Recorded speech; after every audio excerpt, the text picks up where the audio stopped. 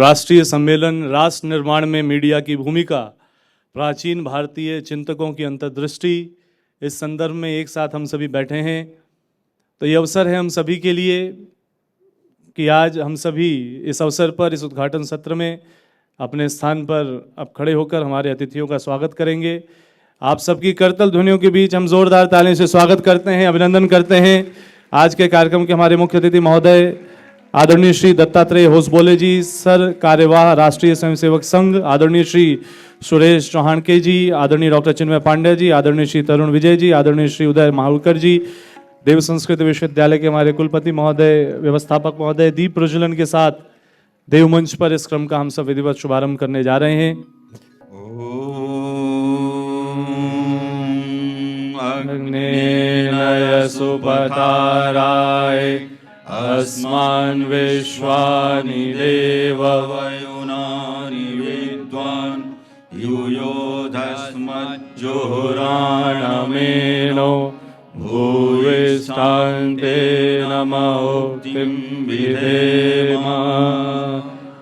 गुरुर्ब्रह्मा गुरुर्विष्णु गुरुर्देव महेश्वर गुरुर्साक्षात् परब्रह्म तस्मै श्री गुरुवे नमः। तस्मै श्री गुरुवे नमः।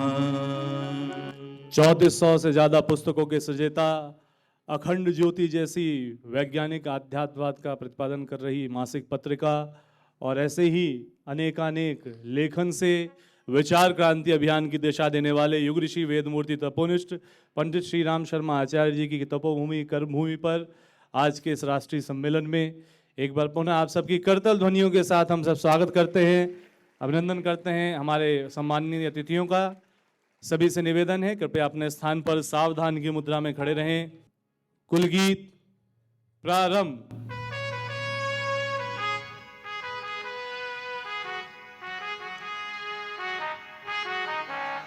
मानवीय उत्थान का जो अनवरत आधार है, मानवीय उत्थान का जो अनवरत आधार है, देव संस्कृति विश्वविद्यालय सृजन का द्वार है। देव संस्कृति विश्वविद्यालय सृजन का द्वार है।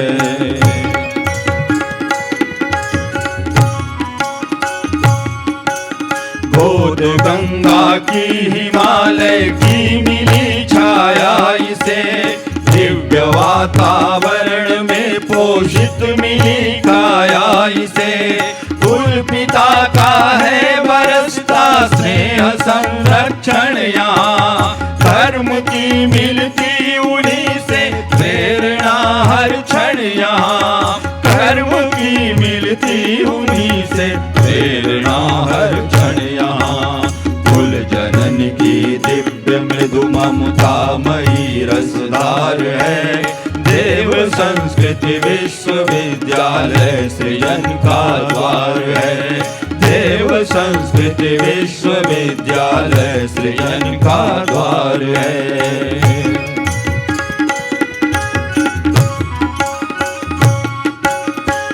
यहाँ होता प्रखरतम चेतना का जागरण, आपसी सद्भावना संवेदना का जागरण। यह महामानव बनाने की सुगढ़ टकसाल है, वास कर इसमें युवाओं की बदलती चाल है। वास कर इसमें युवाओं की बदलती चाल है। विश्व फिर लगता उन्हें अपना सगा परिवार है, देव संस्कृति विश्वविद्यालय सृजन का द्वार है। देव संस्कृति विश्वविद्यालय सृजन का द्वार है। मानवीय उत्थान का जो अनवरत आधार है, मानवीय उत्थान का जो अनवरत आधार है, देव संस्कृति विश्वविद्यालय सृजन का द्वार है। देव संस्कृत विश्वविद्यालय सृजन का द्वार है। देव संस्कृत विश्वविद्यालय सृजन का द्वार है। धन्यवाद। मंच पर हमारे आदरणीय प्रतिकुलपति महोदय, आज के कार्यक्रम के अध्यक्ष हमारे कुलपति जी, हमारे व्यवस्थापक जी, सभी से निवेदन है कि आमंत्रित अतिथियों का मंच पे वे स्वागत कर रहे हैं और आप सभी हम सभी अपनी करतल ध्वनियों के माध्यम से स्वागत करते हैं, अभिनंदन करते हैं। आज के कार्यक्रम के मुख्य अतिथि आदरणीय श्री दत्तात्रेय होसबोले जी, सर कार्यवाह राष्ट्रीय स्वयंसेवक संघ, आदरणीय श्री उदय माहुरकर जी, लेखक एवं पूर्व सूचना आयुक्त, आदरणीय श्री तरुण विजय जी, वरिष्ठ फिल्म निर्माता, निर्देशक एवं लेखक, आदरणीय श्री सुरेश चौहानके जी, आदरणीय श्री कैप्टन प्रवीण चतुर्वेदी जी। एक बार पुनः करतल ध्वनियों के माध्यम से आप सभी का स्वागत, अभिनंदन। और आप सभी हमारे प्रतिभागियों से निवेदन, कृपया स्थान ग्रहण कर ले। युग ऋषि वेदमूर्ति तपोनिष्ठ पंडित श्रीराम शर्मा आचार्य जी, विश्व इतिहास जब लिखा जाएगा तो 3400 से ज़्यादा पुस्तकों के सृजेता, वेद पुराण उपनिषद का सरलतम भाष्य करने वाले एक ऐसे विराट व्यक्तित्व जिन्होंने विचार क्रांति अभियान, युग निर्माण की योजना पूरे विश्व को दी। और ये उन्हीं की कर्मभूमि है, उन्हीं की तपोभूमि है, जहाँ पर आज हम राष्ट्रीय सम्मेलन राष्ट्र निर्माण में मीडिया की भूमिका, प्राचीन भारतीय विचारकों की अंतर्दृष्टि के संदर्भ में एकत्र हुए हैं। और अब अवसर है कि हम सारस्वत उद्बोधन के लिए एक ऐसे व्यक्तित्व को आमंत्रित करते हैं कि मीडिया के क्षेत्र में देश, धर्म और संस्कृति की सेवा डिजिटल प्लेटफॉर्म के आने से पहले से जो निरंतर कर रहे हैं, मन में उनके संकल्प है। इस भाव का प्रधान संपादक सुदर्शन न्यूज आदरणीय श्री सुरेश जी से निवेदन कि वे सारस्वत उद्बोधन के लिए हम सभी के मध्य पधारे। जोरदार तालियों से आपका स्वागत है, अभिनंदन है आदरणीय श्री सुरेश जी।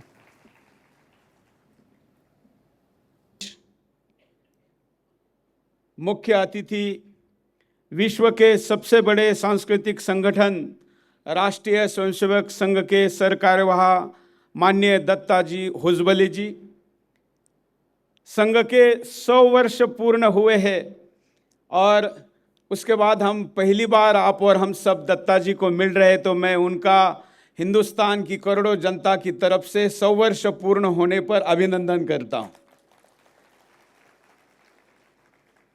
साथ ही प्रो वाइस चांसलर डॉक्टर चिन्मय पंड्या जी, जो परिवार की महान परंपरा को समर्पित जीवन देते हुए आगे बढ़ा रहे हैं। दादाजी के विचारों को और पिताजी ने विस्तार दिए कार्य को और दुनिया भर के कोने कोने में लेकर जाने का काम वो उस समय कर रहे हैं। जगह युग परिवर्तन का समय है और दुनिया बहुत ज़्यादा गति से बदल रही है, तो आपके परिवार को भी ऐसे समय में ऐसा युवा नेतृत्व मिला है जिसके पास परंपरा के साथ साथ आधुनिकता का भी ज्ञान है। हमारे साथ उदय माहुरकर जी है। माहुरकर जी का और हमारा तो 350 वर्ष पुराना संबंध है। छत्रपति शिवाजी महाराज जी ने जो संकल्प लिया उसे पूरा करने के लिए जिन परिवारों को महाराष्ट्र के भूमि से बाहर भेजा, उसमें से माहुरकर जी के परिवार को गुजरात भेजा था, हमारे परिवार को मध्य प्रदेश भेजा था। तब हम तलवारों से लड़ते थे और आज इंफॉर्मेशन वॉरफेयर का युग है, इसलिए विचारों से लड़ रहे हैं। हमारे बीच में पूर्व सांसद और उससे भी बड़ा परिचय उनका पत्रकार के रूप में है तरुण विजय जी, साथ में संस्था के अन्य पदाधिकारी। आज मुझे विषय दिया गया है कि मैं आपके सामने मीडिया की भूमिका इस विषय पर अपनी बात को रखूं। संस्कृति निर्माण में मीडिया की भूमिका, ये विषय आपके सामने रखूं। लेकिन जब मीडिया की आज हम बात कर रहे हैं तो मीडिया बहुत बड़े पैमाने पर बदल चुका है। पहले मीडिया का मतलब केवल पेपर होता था, उसके बाद फिर टीवी चैनल होने लगा। लेकिन आज अगर हम देखेंगे तो वेब पोर्टल से लेके OTT प्लेटफॉर्म से लेके यहाँ तक कि जो आर्टिफिशियल इंटेलिजेंस आया है, AI आया है, उसके थ्रू भी मीडिया नैरेटिव सेट करने का प्रयास किया जा रहा है।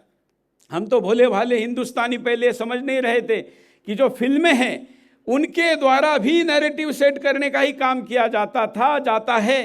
सीरियलें से हो, विभिन्न प्रकार के अन्य लिटरेचर से हो, तो मीडिया मतलब केवल अखबार या मीडिया मतलब केवल न्यूज़ चैनल यहाँ तक सीमित नहीं है। मीडिया का क्षेत्र बहुत बड़े व्यापक प्रमाण में बदल रहा है और जब मीडिया संस्कारों से जुड़ता है तो समाज बनता है।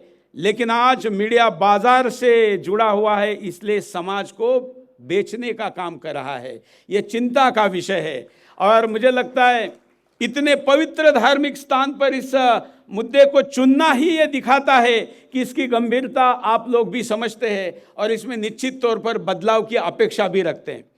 जब हम मीडिया की भूमिका कह रहे हैं तो मीडिया की सकारात्मक भूमिका की हम बात करें, उसके पहले हमको ये समझना जरूरी है कि मीडिया की नकारात्मक भूमिका का दुष्परिणाम क्या हुआ है। क्योंकि बीमारी के परिप्रेक्ष्य में इलाज की बात करते हैं तो ज़्यादा आसानी से समझ में आता है। आज हम जब हिंदुस्तान का वर्तमान देखते हैं, 2025 में हम हिंदुस्तान के समाज की तरफ देखते हैं, तो मैं आपको एक 10-15 साल पीछे लेकर जाता हूँ। टीवी पर सास बहू के सीरियलें आने लगी और लोगों ने कहा कि ये जो टीवी पे सास बहू के सीरियलें दिखती है, ऐसा कुछ तो समाज में है ही नहीं, चलने दो, क्या फर्क पड़ता है, एंटरटेनमेंट है। लेकिन तब जो समाज में नहीं था, इन सीरियलों ने समाज आज वैसा बना दिया। आप सहमत है ना? सहमत है ना? तो इसका मतलब इन विषयों को नजरअंदाज करके नहीं चलेगा, इसको एड्रेस करना पड़ेगा, इसका उपाय करना पड़ेगा। और न्यूज चैनलों की और बाकी मीडिया की तो मैं क्या ही बात करूं।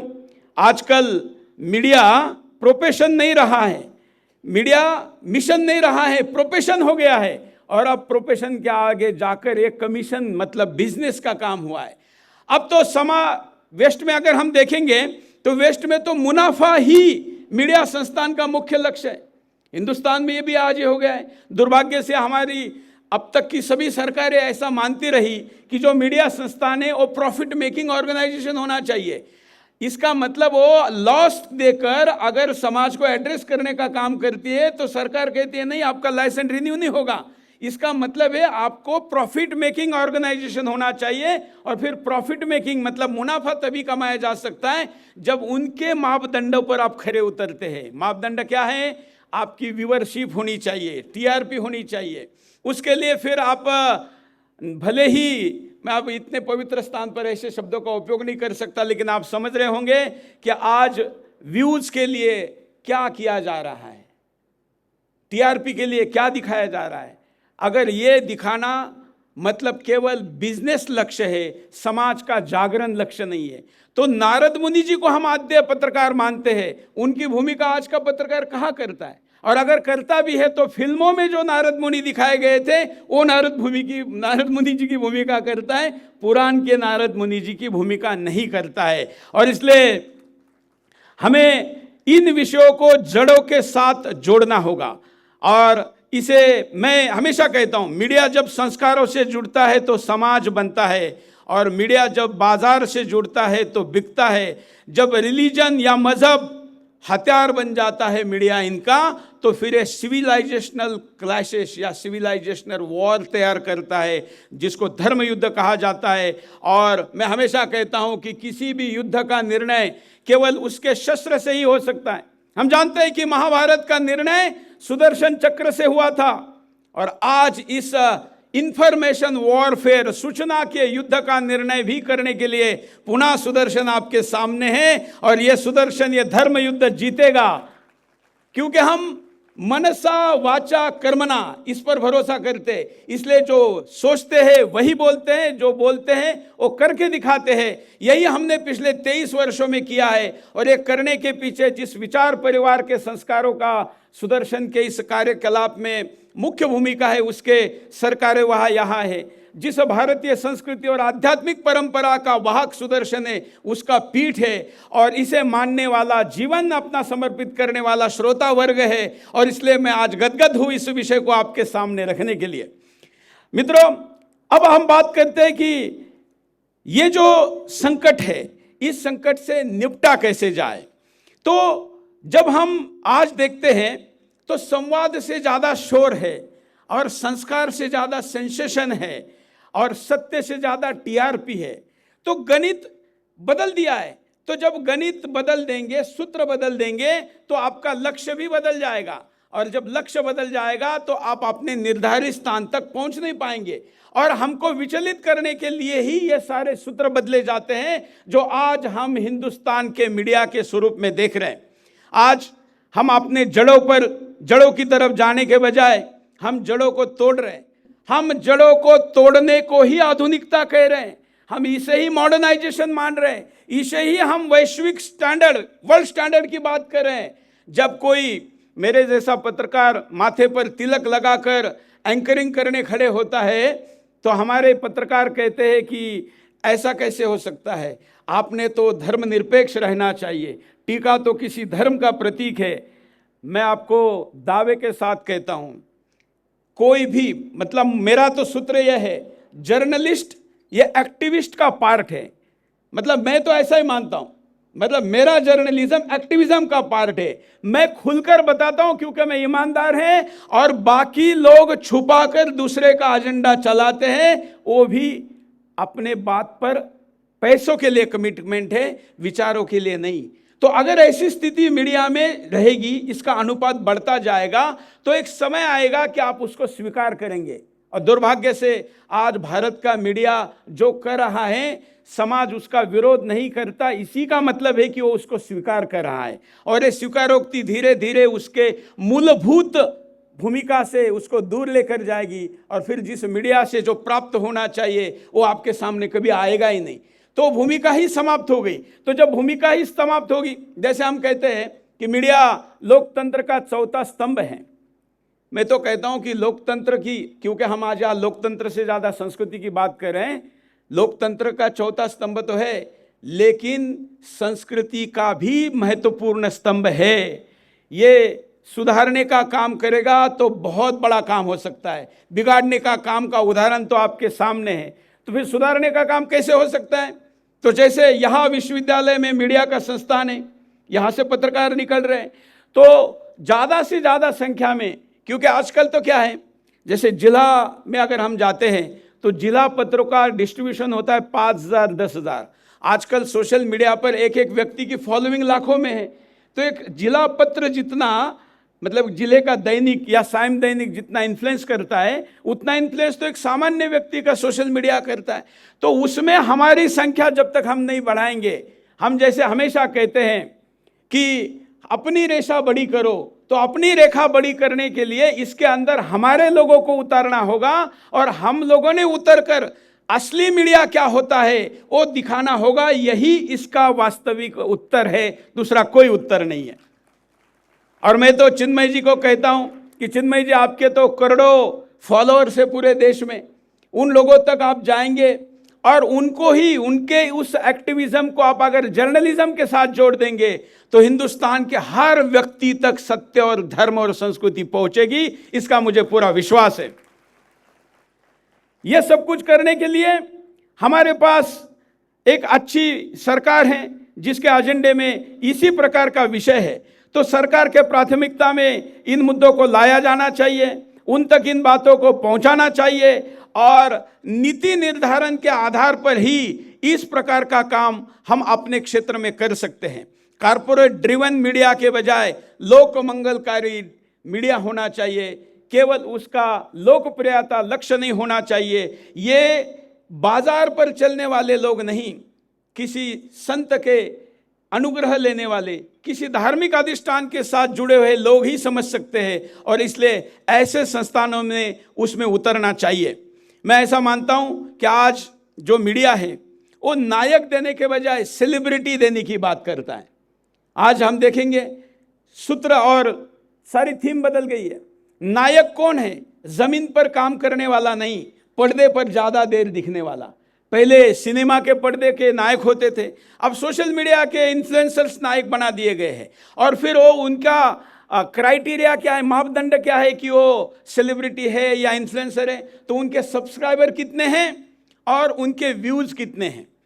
अब सब्सक्राइबर ज़्यादा पाने के लिए और व्यूज ज़्यादा पाने के लिए क्या क्या किया जाता है। आजकल अच्छे अच्छे घरों की महिलाएं रील बनाने के लिए क्या करती है हम देखते हैं, और उनका ही बेटा या बेटी कैमरा पकड़ता है और माँ उस कैमरे के सामने क्या करती है। हिंदुस्तान की बड़ी त्रासदी है, रील आज एक बड़ी बीमारी बन चुकी है, सहमत है ना? और वहां संस्कृति, सभ्यता, संदेश ये नहीं है, वहां पर क्या है? केवल व्यूज। क्यों? क्योंकि मापदंड बदल दिए हैं कि सब्सक्राइबर ज्यादा, व्यूज ज्यादा, वो सेलिब्रिटी, वो इन्फ्लुएंसर।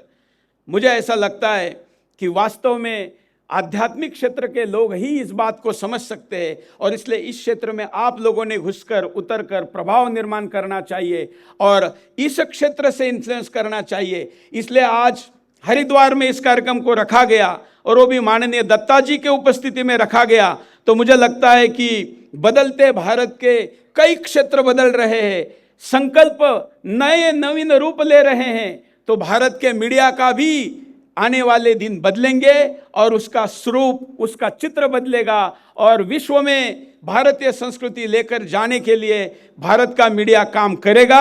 ये मुझे आज के कार्यक्रम से विश्वास आता है। करना क्या होगा? हमने हमेशा कहा हमारा माइक हमारा शस्त्र है, हमारा कैमरा हमारा साधन है और धर्म की जय यह हमारा लक्ष्य है, अधर्म का नाश यह हमारा कर्तव्य है। ये जिस दिन हम पूर्ण करेंगे तब हिंदुस्तान केवल महाशक्ति नहीं बल्कि महासंस्कृति बनेगा, और वो महासंस्कृति बनने में सबसे महत्वपूर्ण भूमिका निभाने वाला संस्थान आपका रहेगा। इसके लिए मैं आपको बहुत बहुत शुभकामनाएं देता हूं। कल रात हम चिन्मय जी और हम बैठे थे, एक अंतिम चेतावनी का विषय, क्योंकि यहाँ इतने बड़े प्रभावी लोग बैठे हैं। आर्टिफिशियल इंटेलिजेंस आया है, एआई, और अगर मैं उसमें से एक माध्यम कहूँ तो चैट जीपीटी, जेमिनी या को पायलट, कई प्रकार के ऐप आए हैं। चैट जीपीटी ओपन एआई का अमेरिका में तैयार हुआ, लेकिन उससे सबसे ज़्यादा डाउनलोड भारत में है, और वो भी आज। तो सोचिए कि आने वाले दिनों में हम लोगों की संख्या कितनी बड़ी होगी। वहां पर जो कंटेंट मिलेगा वो कंटेंट कैसे हमारे विचार का रहेगा। अगर हम उसमें नहीं उतरेंगे तो दूसरे लोग इन्फ्लुएंस करेंगे। इसके लिए जैसे गीता का हमारा विषय हो रहा था कि गीता के बारे में कोई आज जानना चाहता है तो क्या करेगा, वो एआई को पूछेगा, फिर एआई क्या जवाब देगी? वो जवाब देगी जो इन्फ्लुएंस प्रोग्रामिंग की होगी। जैसे वेबसाइटों के लिए पहले एसईओ किया जाता था, अब एआई के लिए भी एसईओ किया जाता है। तो अगर गीता का एसईओ अगर अपना संस्थान करेगा, देव विश्वविद्यालय करेगा, देव संस्कृति विश्वविद्यालय करेगा तो सही गीता जाएगी। लेकिन अगर अमेरिका की कोई कंपनी करेगी तो वो गलत नैरेटिव फैलाएगी।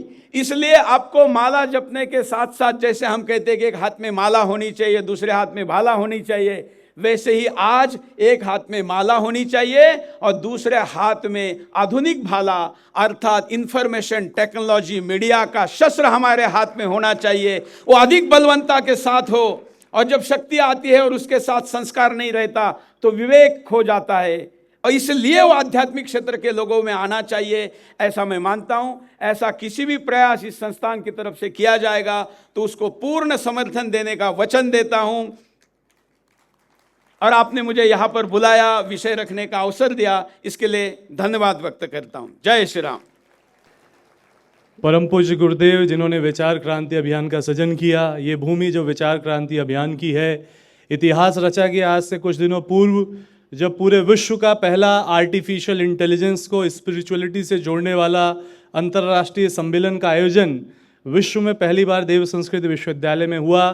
तो यह भी घोषित हो गया कि आध्यात्म भी लेके चलेंगे, आर्टिफिशियल इंटेलिजेंस भी लेके चलेंगे और विचार क्रांति वहाँ भी करेंगे। और उसी यात्रा में एक नन्हा सा बालक जिसने परम पूज्य गुरुदेव परमवंदनीय माता जी के सानिध्य में जीवन को जिया और गुरुदेव की कलम का स्पर्श उन्होंने अपनी बाल्यावस्था से ही कर लिया, और उस समय से अपनी लेखनी के माध्यम से अपने लेख लिख लिख के गुरुदेव को दिखाते थे। परम पूज्य गुरुदेव ने जिन्हें गढ़ा है, ऐसे व्यक्तित्व जो आज 190 से ज़्यादा देशों के यूएनओ में जाके भारत की बात कहते हैं, संस्कृति की बात कहते हैं। 181 देश जहां जुड़ते हैं वो इंटर पार्लियामेंट्री यूनियन में जाके भारतीय संस्कृति और अध्यात्म की बात कहते हैं। एशिया का पहला centre for Baltic culture and studies Shantikunj Dev Sanskrit Vishwavidyalaya में आता है। और एआई और फेथ जो पूरे विश्व की एआई को एथिक्स को लिखे जाने वाली कमिटी है, उसके एआई के एशिया के कमिश्नर के रूप में भी जो कार्य कर रहे हैं, ऐसे डॉक्टर चिन्मय पांडे जी से निवेदन है आज के इस कार्यक्रम के अध्यक्षीय उद्बोधन से हम सभी को मार्गदर्शन प्रदान करें।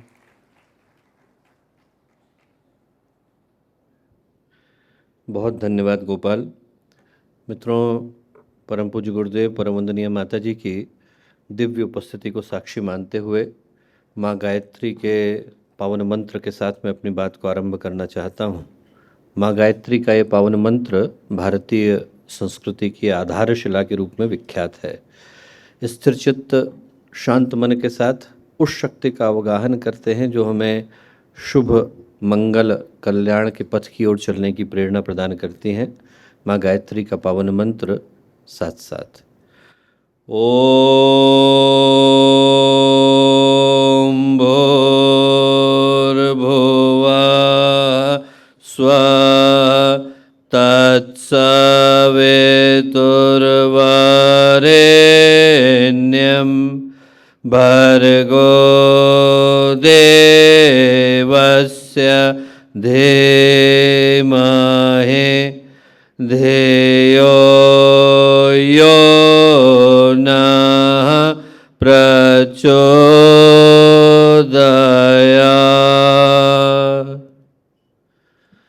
मित्रों, परम पूज्य गुरुदेव परम वंदनीय माता जी के दिव्य संरक्षण में रमा एकादशी का ये पावन दिवस, गंगा की गोद, हिमालय की छाया, सप्तऋषियों की तपोभूमि, और एक ऐसे विषय पर चिंतन करने के लिए आज हम लोग यहाँ हरिद्वार की पावन भूमि पर उपस्थित हुए, जिसका संबंध, जिसका सरोकार हर उस व्यक्ति के साथ है जिसका हृदय भारत के लिए धड़कता है।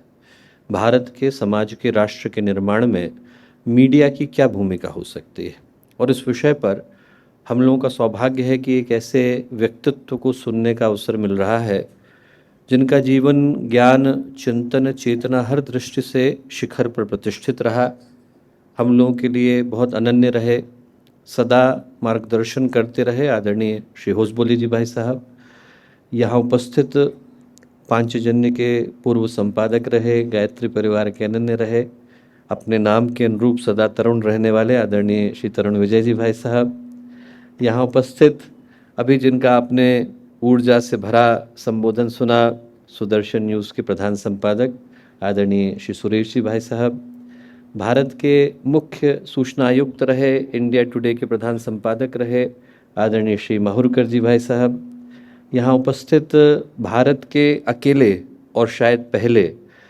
प्राच्यम चैनल, जो कि सनातन धर्म के लिए समर्पित एक OTT चैनल है जिसके साथ गायत्री परिवार का एक लंबा गहरा अनुबंध है, उसके अध्यक्ष आदरणीय चतुर्वेदी जी भाई साहब, यहाँ मंच पर उपस्थित आदरणीय शरद पारधी मामा जी, आदरणीय योगेंद्र गिरी मामा जी, शांतिकुंज की संगीत टोली के सभी सम्मानित सदस्यगण, मीडिया क्षेत्र के विभिन्न स्थानों से आए हम लोगों के लिए बहुत आदरणीय सम्माननीय सभी पत्रकार बंधु, अभ्यागतगण, गायत्री परिवार के और संघ के सभी कार्यकर्तागण, विद्यार्थीगण, भाइयों बहनों, प्यारे मित्रों, आज उत्तराखंड की पावन भूमि पर हम लोग उपस्थित हैं।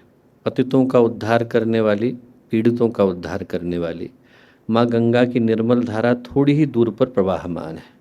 ये वो भूमि है जिसको सौभाग्य मिला कि यहाँ पर नगाधिराज हिमालय प्रकट हुए, भगवान शिव के विवाह को देखने का, आचार्य शंकर की तपस्या को देखने का, और न जाने कितने महापुरुषों की चरण धूलि को अपने ऊपर स्वीकार करने का सौभाग्य इस भूमि को प्राप्त हुआ। पूज्य गुरुदेव की, वंदनीय माता जी की तपस्या, उनके कालजयी चिंतन की साक्षी ये भूमि रही। ये वो भूमि है जहाँ पर पूज्य गुरुदेव ने 3400 से ज़्यादा पुस्तकों को लिखा, रचा, गायत्री परिवार को मत्स्यावतार का रूप प्रदान किया, और आज उस भूमि पर बड़ी ही विषम परिस्थितियों में हम लोगों की मुलाकात हो रही है। और सही अर्थों में जो आज का प्रयास है वो इन विषम परिस्थितियों के विष को कम करने का है। हरिद्वार को अमृत कलश के छलकने के लिए जाना जाता है, और सही अर्थों में अमृत के अंदर ही वो शक्ति और सामर्थ्य होती है कि वो विष को निरस्त कर सके। और मैं ये बात पूरे विश्वास के साथ कह सकता हूँ कि जो आज का प्रयास है, दिखने में छोटा प्रतीत हो, पर ये निश्चित रूप से आने वाले वर्षों में एक तरह से आज की परिस्थितियों के विष को दूर करने वाला अमृत बनेगा, ऐसा विश्वास आज हम लोग रखते हैं। और आज जिन परिस्थितियों की भीषणता के लिए, विषमता के लिए, भयावहता के लिए मैं इशारा कर रहा हूँ, वो दोस्तों काफ़ी भीषण है। और वो भीषण इस दृष्टि से है कि जो हम लोगों की सोच है कि भारतीय संस्कृति के परिप्रेक्ष्य में, उसकी अंतर्दृष्टि में, यदि हम लोग भारतीय इतिहास को उठा करके देखें और आज की परिस्थितियों की तुलना किसी समय से करना चाहें, तो हम लोग पौराणिक काल की दृष्टि से देवासुर संग्राम से कर सकते हैं। अंतर मात्र इतना है कि इस बार के जो असुर हैं वो घोषित नहीं है, अघोषित है। पहले के असुर स्पष्ट हुआ करते थे, ये रावण है, ये राम है, ये शुभ की तरफ खड़े हैं, अशुभ की तरफ खड़े हैं। आपने रावण का अंत कर दिया तो राम राज्य की प्रतिष्ठा सुनिश्चित हो जाती थी। आज की जो असुरता है वो घोषित नहीं है। आज लोग धर्म का नाम लेकर के अधर्म करते हैं, नीति के दरवाजों पर अनीति घटती है, विद्या के आलयों में अविद्या का अंधकार पसरा देखने को मिलता है। महाभारत में कथा आती है कि जब महाभारत का अंत हुआ, शरशैया पर भीष्म पितामह विराजमान थे, तो भगवान कृष्ण मिलने के लिए आए। और जब मिलने आए तो भगवान कृष्ण से पितामह ने प्रश्न किया, बोले कृष्ण, आप जब भगवान राम के रूप में आए, रामावतार के रूप में आए, तो आपने मर्यादा के मानदंडों की रचना करी, आप मर्यादा पुरुषोत्तम कहलाए। बोले अब आप जब भगवान कृष्ण के रूप में आए तो आपने असत्य का सहारा क्यों लिया? कर्ण को जिस तरीके से मारा गया, द्रोणाचार्य को मारा गया, क्या वो गलत नहीं था? भगवान कृष्ण बोले आप बिल्कुल सही बोलते हैं पितामह, पर आधी बात बोलते हैं। बोले जब मैं भगवान राम के रूप में आया तो आप भूल रहे हैं कि मेरे प्रतिद्वंदी के रूप में कौन खड़ा था। 4 वेदों का ज्ञाता, ऋषि पुत्र, भगवान शिव का अनन्य भक्त रावण मेरा प्रतिद्वंदी था। जब अंत समय आया तब भी वो धर्म की बातों को बता करके गया। उसकी पत्नी आज भी संसार की 8 सबसे पवित्र नारियों में गिनी जाती है। उसका भाई विभीषण मेरा सहयोगी था। बाली का मैंने अंत किया तो उसका पुत्र अंगद और उसका भाई सुग्रीव वो मेरे सहयोगी रहे। बोले उस समय के मेरे प्रतिद्वंदी वो थे जिनके सामने धर्म की परिभाषा स्पष्ट थी, उनके सामने मर्यादा की रेखा को खींचना आसान था। मेरे हिस्से में भगवान कृष्ण बोले दुर्योधन आए, दुशासन आए, शकुनी आए, इनके सामने मुझे धर्म की परिभाषा बदलनी पड़ी है। और दोस्तों हमारा दुर्भाग्य है कि हमारे हिस्से में तो दुर्योधन, दुशासन, शकुनी भी नहीं आए। हमारे हिस्से में जो आए हैं उनके हिसाब से परिभाषाएं और भिन्न हो जाती हैं। आज के असुर घोषित नहीं है, अघोषित है। और आज के असुर बाहर नहीं है, भीतर है। पहले आपको पता था कि आप लंका चले जाइए, उस जगह पर असुरता, उस जगह पर अधर्म, उस जगह पर अनीति विद्यमान है। आज यदि कोई लंका जाए तो रावण मिलेगा नहीं, पर यदि व्यक्ति के मन के अंदर उतर करके देखें तो स्वार्थ, संकीर्णता, क्षुद्रता, निकृष्टता, काम, क्रोध, लोभ, मोह, मद, मत्सर के रूप में वही रावण के 10 चेहरे मनुष्य के व्यक्तित्व को तबाह करते मिल जाते हैं। स्वार्थ, संकीर्णता फैशन में आ गए। धर्म, न्याय, नीति, मूल्य, सदाचार हमारी आंखों के सामने देखते देखते किताबों का हिस्सा बनते चले जा रहे हैं। और जो दुर्भाग्य है वो ये है कि अपने स्वार्थ को पूरा करने की दौड़ में व्यक्ति किसी भी हद तक गिरने के लिए तैयार है। अपनों को बेचने के लिए तैयार है, दुनिया को दांव पर लगाने के लिए तैयार है, ईश्वर को भुलाने के लिए तैयार है। ऐसे व्यक्तित्वों के कारण आज समाज छोटा होता चला जा रहा है दोस्तों। और जो परिणाम है वो स्पष्ट है। पहले एक लंका थी, एक कुरुक्षेत्र था। आज हर व्यक्ति का मन लंका में बदल गया। हर व्यक्ति के घर में महाभारत मची नजर आती है। अतृप्ति, अभाव, संतोष ये व्यक्ति के जीवन की परिभाषा बन गए हैं दोस्तों। उसको आप कुबेर का खजाना भी ला करके दे दीजिए, उसके मन में असंतोष रहने वाला है। जहां पर हम बैठे हैं, यहां से लेकर जहां पर भगवान ब्रह्मा, भगवान विष्णु, भगवान शिव विद्यमान है, वहां तक के सारे देवी देवता यदि एक ही व्यक्ति की कामनाओं को पूरा करने के लिए जुट जाएं तो वो बेरोजगार हो जाएंगे, पर उस व्यक्ति की कामना को पूरा कर पाना संभव नहीं। इतना व्यक्ति अपने मन में कामनाएं लेकर के बैठा है। फकीर की कहानी आती है, सोने का सिक्का पड़ा मिला, गुरु के पास गए, क्या करें? गुरु बोले जो सबसे ज्यादा आपको गरीब व्यक्ति मिले उसे जाकर के देना। उन्होंने कहा ठीक, कहाँ मिलेगा? बोले मिल जाएगा। 10 वर्ष तक भटकते रहे, जितने लोगों से मिलते उसमें लगता है इसके पास थोड़ा धन तो है, थोड़ा धन है और मिलेगा। एक दिन एक राज्य से गुजरते थे, देखा कि 1000 हाथियों का काफिला जा रहा है, 100 हाथियों पे सोना लदा है। जो पहला वाला हाथी उस पे हीरे जवाहरों के अंदर एक व्यक्ति बड़े ही सुंदर पोशाक को पहन के बैठा है। उनने अपने साथ वाले से पूछा कि क्या है? और साथ वाला व्यक्ति बोला चक्रवर्ती सम्राट है, अपने भाई के ऊपर हमला करने जा रहे हैं। बोले इनके भाई ने इनका कुछ बिगाड़ा है क्या? बोले नहीं नहीं, बस पूरे विश्व पर इनका शासन है, एक भाई छूट गया था उसके ऊपर कब्जा करने जा रहे हैं। फकीर की समझ में आया, उन्होंने सोने का सिक्का लिया, जा करके राजा को दिया। राजा बोले आशीर्वाद दे रहे हैं? बोले नहीं नहीं, हमारे गुरु ने कहा था कि जो सबसे गरीब आदमी मिले उसे जा करके देना। गरीब आदमी? बोले 1000 हाथियों के काफिले पे जा रहा हूँ साहब, आपको दिखाई नहीं पड़ता है? फकीर बोले बाहर की गरीबी की बात नहीं कर रहा हूँ राजा, दिल की गरीबी की बात कर रहा हूँ। और जो आज दिल के गरीब है वो हर जगह पे फैल गए दोस्तों। जब दिल के गरीब हर जगह पर होते हैं तो न मन में सुख होता है, न चैन होता है, न स्नेह होता है, न विश्वास होता है। रहने को तो भैंस और भेड़ भी एक बाड़े में रह लेते हैं, मौका मिले तो एक दूसरे को गड़ाए बगैर सींग रहते नहीं है। वैसे ही आज इंसान रह रहा है क्योंकि कंफर्टेबल अरेंजमेंट है, पर जिस दिन मौका मिले तो एक दूसरे का गला दबाए बगैर, उसको नीचा दिखाए बगैर मानता नहीं है। और जो परिणाम है वो हमारी आंखों के सामने स्पष्ट है दोस्तों। जितना मानवता का अवमूल्यन, पतन, उपेक्षा, तिरस्कार वर्तमान युग में हुआ उतना कभी नहीं हुआ। हम लोग शास्त्रों में पढ़ते हैं, बड़े भाग मनुष्य तन पावा, सुर दुर्लभ सदग्रंथ ही गावा। बड़े भाग्य से कि मनुष्य का जीवन मिलता है। और जब आप अखबारों को उठा करके पढ़ते हैं तो उसमें आज का जो अंधकार है ना, वो अपनी उपस्थिति की खबर आपको दे देता है। आप अखबारों में पढ़ते हैं, मैं घटना भूलता नहीं, 12 साल की बच्ची ने 8 साल के बच्चे की हत्या का प्रयास इसलिए किया क्योंकि उसे लगा कि ऐसा करने से स्कूल की छुट्टी जल्दी हो जाएगी। अब ऐसा कौन व्यक्ति है दोस्तों जो ऐसी खबरों को पढ़ता है और उसके मन में ये चिंता नहीं होती कि आने वाली पीढ़ी का भविष्य क्या होगा। घटना घट कहाँ रही है? विद्या के आलय में घट रही है। घटा कौन रहा है? 12 साल की अबोध बालिका घटा रही है। घटा किसके साथ रही है? 8 साल के बच्चे के साथ घटा रही है। और क्यों? क्योंकि स्कूल की छुट्टी जल्दी हो जाए। एक स्कूल की छुट्टी की कीमत इंसान के जीवन से ज़्यादा हो गई। और इसका कारण क्या है दोस्तों? इन बातों को मैं इसलिए बोला कि हम महसूस कर सकें कि हम जड़ पर प्रहार करने के लिए आज आकर के बैठे हैं। इनका जो मूल कारण है वो ये है कि हम पहले से परेशान व्यक्ति के ऊपर और परेशानियों को लाद रहे हैं। हर जगह से बेचैनी, हर जगह से हिंसा, हर जगह से अपराध परोस रहे हैं। और जब ऐसी मनस्थिति को लेकर के व्यक्ति जीता है तो उससे आप शिष्टाचार की, सदाचार की कामना कैसे कर सकते हैं? यूट्यूब का उदाहरण आप उठा करके देखिए। 2011 में 100 मिलियन आवर्स पर डे की व्यूअरशिप थी पूरे विश्व में। कितनी? 100 मिलियन आवर्स पर डे। इतने में संतोष नहीं था। अभी मैंने बोला कि अतृप्ति, अभाव, संतोष, इतने में संतोष नहीं था। उनने अपने लिए टारगेट बनाया कि ये बढ़ करके 1 बिलियन आवर पर डे होना चाहिए। और वो कैसे होगा? व्यूज, लाइक्स, रिटेंशन और कमेंट्स, ये 4 चीजें आनी चाहिए। ज्यादा से ज्यादा लोग देखें, ज्यादा से ज्यादा देर के लिए देखें, ज्यादा से ज्यादा लाइक करें और ज्यादा से ज्यादा कमेंट दें। और वो करने के लिए समाचार की जगह सनसनी को हम परोस रहे हैं। व्यक्ति को निरंतर हिंसा से, अपराध से भर रहे हैं। आपके डैशबोर्ड के ऊपर वही समाचार आता है और तब तक आता है जब तक कि आप उस पर क्लिक न कर दें। और यूट्यूब के उदाहरण को फिर वीडियो से, गेम्स ने लिया। जो आज से 18 साल पहले, 12 साल पहले स्नेक और मारियो चलाते थे, अब वो GTA के बगैर और वॉर टाइम के बगैर किसी और वीडियो गेम को खेलते नहीं।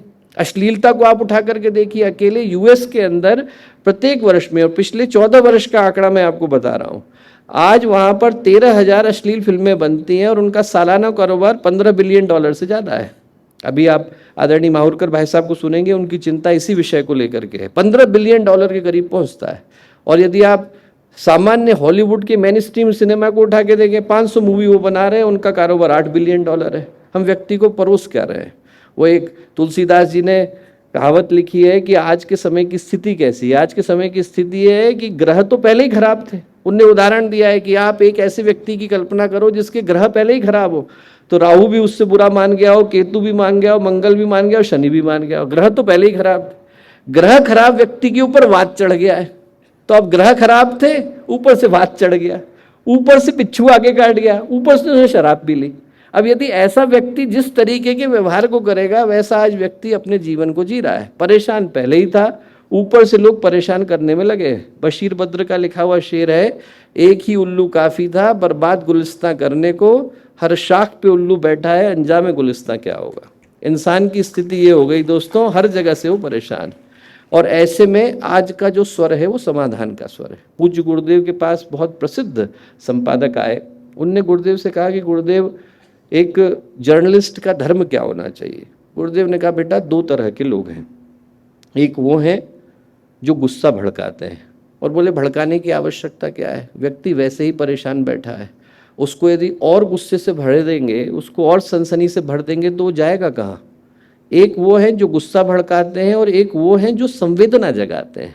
हमें वो पत्रकार बनने की आवश्यकता है जो लोगों के दिल को छूते हैं, उन्हें अच्छा करने के लिए, समाज का गठन करने के लिए, संस्कृति का उद्धार करने के लिए, आने वाली पीढ़ी को सुरक्षित करने के लिए एक भावना से और संवेदना से भरते हैं। उस भावना को जन्म देने के लिए देव संस्कृति विश्वविद्यालय है।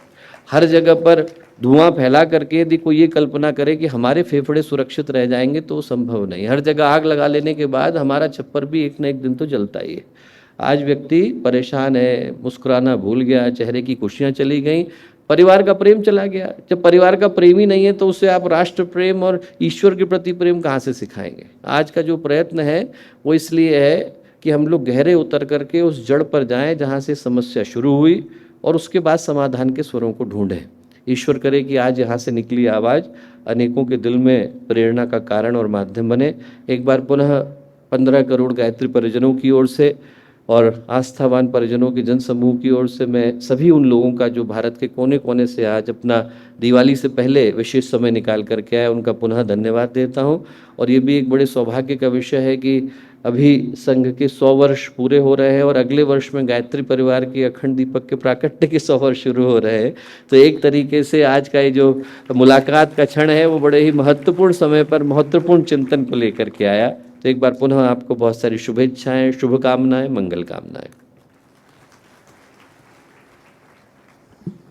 हम हृदय की गहराइयों से आदरणीय डॉक्टर चिन्मय पांड्या जी का इस अध्यक्षीय उद्बोधन के लिए आभार करते हैं।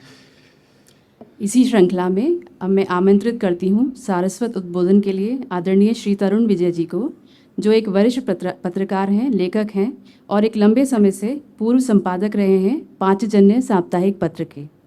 इनका कुछ चर्चित कृतियाँ भी रही हैं और लंबे समय तक लेखक रहे हैं कुछ महत्वपूर्ण कृतियों के, जिसमें है शाश्वत शिव से संवाद, कैलाश मानसरोवर एंड ओडिसी इन तिब्बत।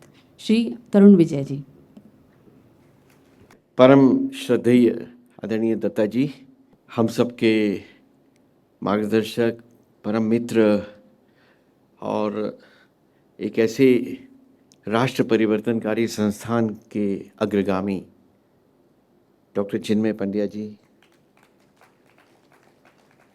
हमारे मध्य में अनेक बौद्धिक योद्धा हैं और वे बौद्धिक योद्धा राष्ट्र की दिशा को नई सोच और एक नई शक्ति दे रहे हैं। मैं उन सभी को प्रणाम करता हूँ। और यहाँ उपस्थित गायत्री परिवार के जो ज्योतिपुंज, प्रकाश पुंज अग्रगामी हैं, वे सब वंदनीय, स्तुति योग्य हैं। मैं आप सब में आनंद मठ के वीरों का दर्शन करता हूँ, जिनके विषय में कहा जाए कि जिनके अधरों पर वंदे मातरम था और हृदय में था केश वह धृत राष्ट्र शरीर जय जगदीश हरे।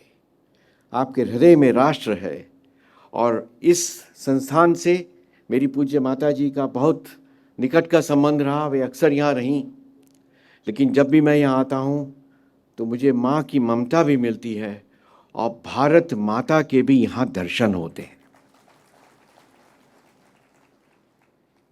जैसे गंगा की धारा में बहते बहते अचानक कोई तिनका तट पर बने शिवालय की देरी से आटिके और अपने भाग्य को सराहे, ऐसे ही राष्ट्रीय स्वयंसेवक संघ की गंगा में बहते बहते हम जैसे अकिंचनों को इस प्रकार के सत्संग का जो अवसर मिलता है, वह मैं अपना सौभाग्य और संघ की पुण्याई मानता हूँ और डॉक्टर पंड्या जी को इस आमंत्रण के लिए हृदय से आभार व्यक्त करता हूँ।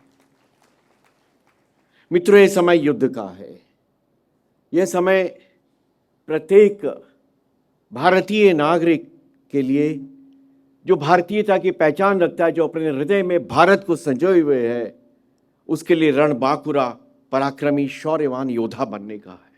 शेष सब कार्य बाद में होते हैं। यह वह समय है कि जब विभिन्न क्षेत्रों से भारत पर आक्रमण हो रहे हैं और यह समय है उस स्मृति जागरण का, जिसके विलुप्त होने के कारण ही भारत का तत्व जैसे गंगा का गंगत्व होता है, ऐसे भारत का भारत तत्व होता है, उसकी स्मृति से लोप हो गया। इस कारण ही परम पूज्य, परम श्रद्धेय वेद मूर्ति आचार्य श्री राम शर्मा जी ने भारत परिवर्तन का जो पुनर्जागरण युग रचा, उसी के परिणाम स्वरूप हम और आज यहां एकत्र हैं। इस सदी के प्रारंभ में भारत को बदलने वाले पुनर्जागरण के जो योद्धा हैं, उनमें मैं परम पूज्य डॉक्टर हेडगेवार और वेद मूर्ति आचार्य श्री राम शर्मा जी को अग्रगामी मानता हूं। वे न होते तो आज हमारा स्मृति लोप पूर्णतः हो चुका होता। स्मृति जागरण अत्यंत महत्वपूर्ण होता है। विद्यासागर नायपाल पांचजन्य के कार्यक्रम में जब आए थे तो उन्होंने कहा था कि I think that the biggest curse this country faces is the memory erasing. Hindus are the worst memory erased people. इस संसार में हिंदू समाज जो है वह सबसे ज्यादा स्मृति विलुप्त समाज के रूप में उन्होंने कहा। और उसमें मुझे एक कथा उन्होंने बताई थी, मैं अक्सर उसका व्याख्यान में जिक्र करता हूँ। राजस्थान में एक कलेक्टर थे कर्नल टॉड, वे प्रसिद्ध थे, उन्होंने पुस्तक भी लिखी थी एनल्स और राजस्थान। उसमें एक घटना का जिक्र किया उन्होंने कि जब वे जैसलमेर के एक गांव में गए तो पता चला कि कबीले का मुखिया एक घन के प्रहार से बड़ी चट्टान के टुकड़े टुकड़े कर दिया करता है। उन्होंने कहा कि मेरे सामने उसका प्रदर्शन किया जाए। चट्टान के निकट कबीले के लोग आए, मुखिया घन को लेकर खड़ा था, उन्होंने गीत गाने शुरू कर दिए। वे गीत गाते गए, वातावरण में अद्भुत उत्साह का संचार हुआ। गीत समाप्त हुआ, मुखिया के घन का प्रहार चट्टान पे हुआ, चट्टान के टुकड़े टुकड़े हो गए। सब आश्चर्यचकित और स्तंभित थे। कर्नल टॉड ने उनको पुरस्कृत किया और कहा कि शाम को मुझसे मिलने मेरे शिविर में आना। हो गया तो कहा कि उस गीत का अर्थ क्या था। तुमने घन का प्रहार किया, चट्टान के टुकड़े कर दिए, वह सब ने देखा, आश्चर्यचकित हो गए, ऐसा होता नहीं है। तुम्हारी शक्ति को मैं सैल्यूट करता हूं, लेकिन मुझे बताओ कि उस गीत का क्या अर्थ था। तो मुखिया डर गया, उसने कहा कि साहब कोई बड़ी बात नहीं थी। वे उस गीत में बता रहे थे कि देख रहे तेरे पूर्वजों ने किन किन शत्रुओं को परास्त किया था, तेरी धमनियों में उन पूर्वजों का रक्त बहता है, उस रक्त को लजाना मत। टॉड लिखता है कि मैं समझ गया कि जिस कौम को जिंदा रखना पड़ता है तो उसे अपने पूर्वजों के इतिहास के गौरव बोध से सदैव परिचित कराते रहना पड़ता है। उसमें वह अभिमान जागृत करना पड़ता है कि तुम कौन हो, तुम्हारे पूर्वज कौन थे, तुमने किन किन शत्रुओं को परास्त किया था, तुमने कहाँ का विजय प्राप्त की थी, तुम्हारे विजय के कीर्ति के स्तंभ कहाँ कहाँ हैं। 47 के बाद हमें केवल पराजय का इतिहास पढ़ाया गया और यह बताया गया कि तुम्हारे पराजय के स्तंभ कहाँ हैं, विजय के स्तंभ सब छुपा दिए गए। तो वो स्मृति लोप समाज आज अपना ही विरोधी, अपना ही शत्रु बन जाता है। उस स्मृति का जागरण सबसे बड़ा अनुष्ठान होता है। स्मृति का जागरण एक राष्ट्र और समाज को सचेत, सजीव और सक्रिय करता है और वह शब्द की शक्ति से होता है।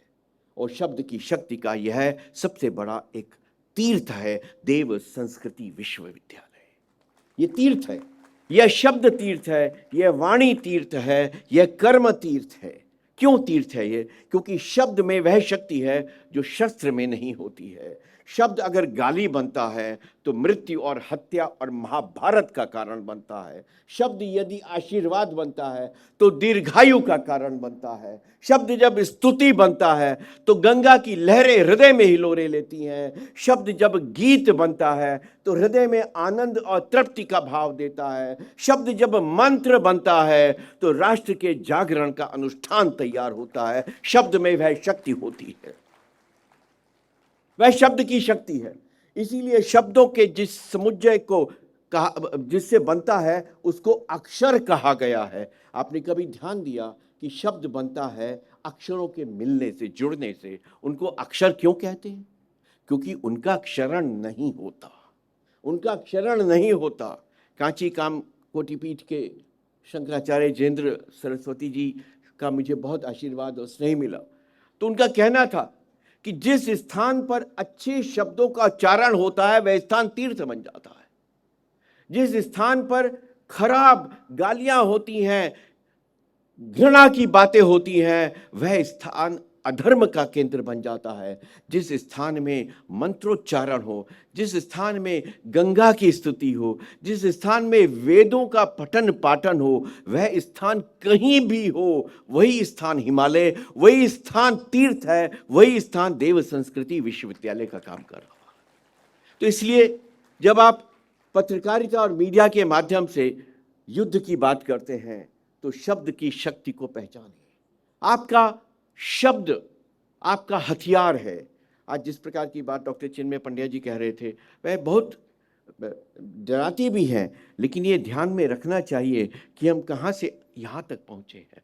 हमको संसार में सब लोग कहते थे कि ये पराजितों का देश है। मैं पाकिस्तान 13-14 बार गया हूँ, लगभग हर क्षेत्र में गया हूँ, बलूचिस्तान गया हूँ। और वहाँ जो कई लोग व्यंग्य में कहते थे कि ये तो खीर खाओ लोग हैं, धोती चोटी पहनने वाले लोग हैं, धोती चोटी रावी पार, रावी के किनारे। मेरे पिताजी वहाँ रावी शाखा के स्वयंसेवक थे, विजय कुमार मल्होत्रा जी के साथ। तो वही लोग ऐसी बातें करते थे।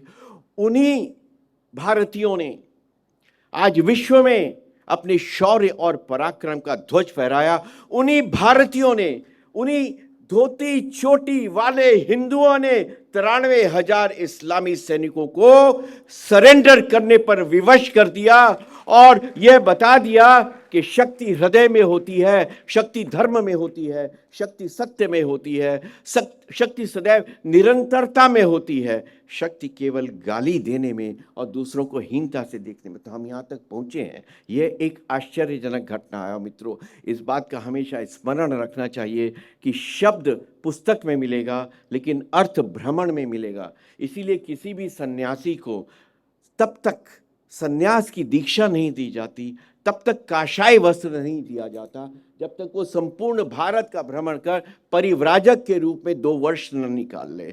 तो भारत का भ्रमण करना, पुस्तकें पढ़ना और लेखन करना, यह हर पत्रकार के शस्त्र भंडार के 3 महत्वपूर्ण घटक होते हैं। अगर आपने भारत को नहीं समझा, अगर आपने भारत के विभिन्न क्षेत्रों को नहीं जाना, अगर आपने जाना ही नहीं कि शर्मा, वर्मा, गुप्ता, सिंह के अलावा भी नॉर्थ ईस्ट में, उत्तर पूर्वांचल में वांचू हैं, नोक्टे हैं, रंगमू हैं, आओ हैं और वे हमारे ही रक्त बंधु हैं, तो क्या भारत को समझा और क्या आप भारत की व्याख्या करेंगे?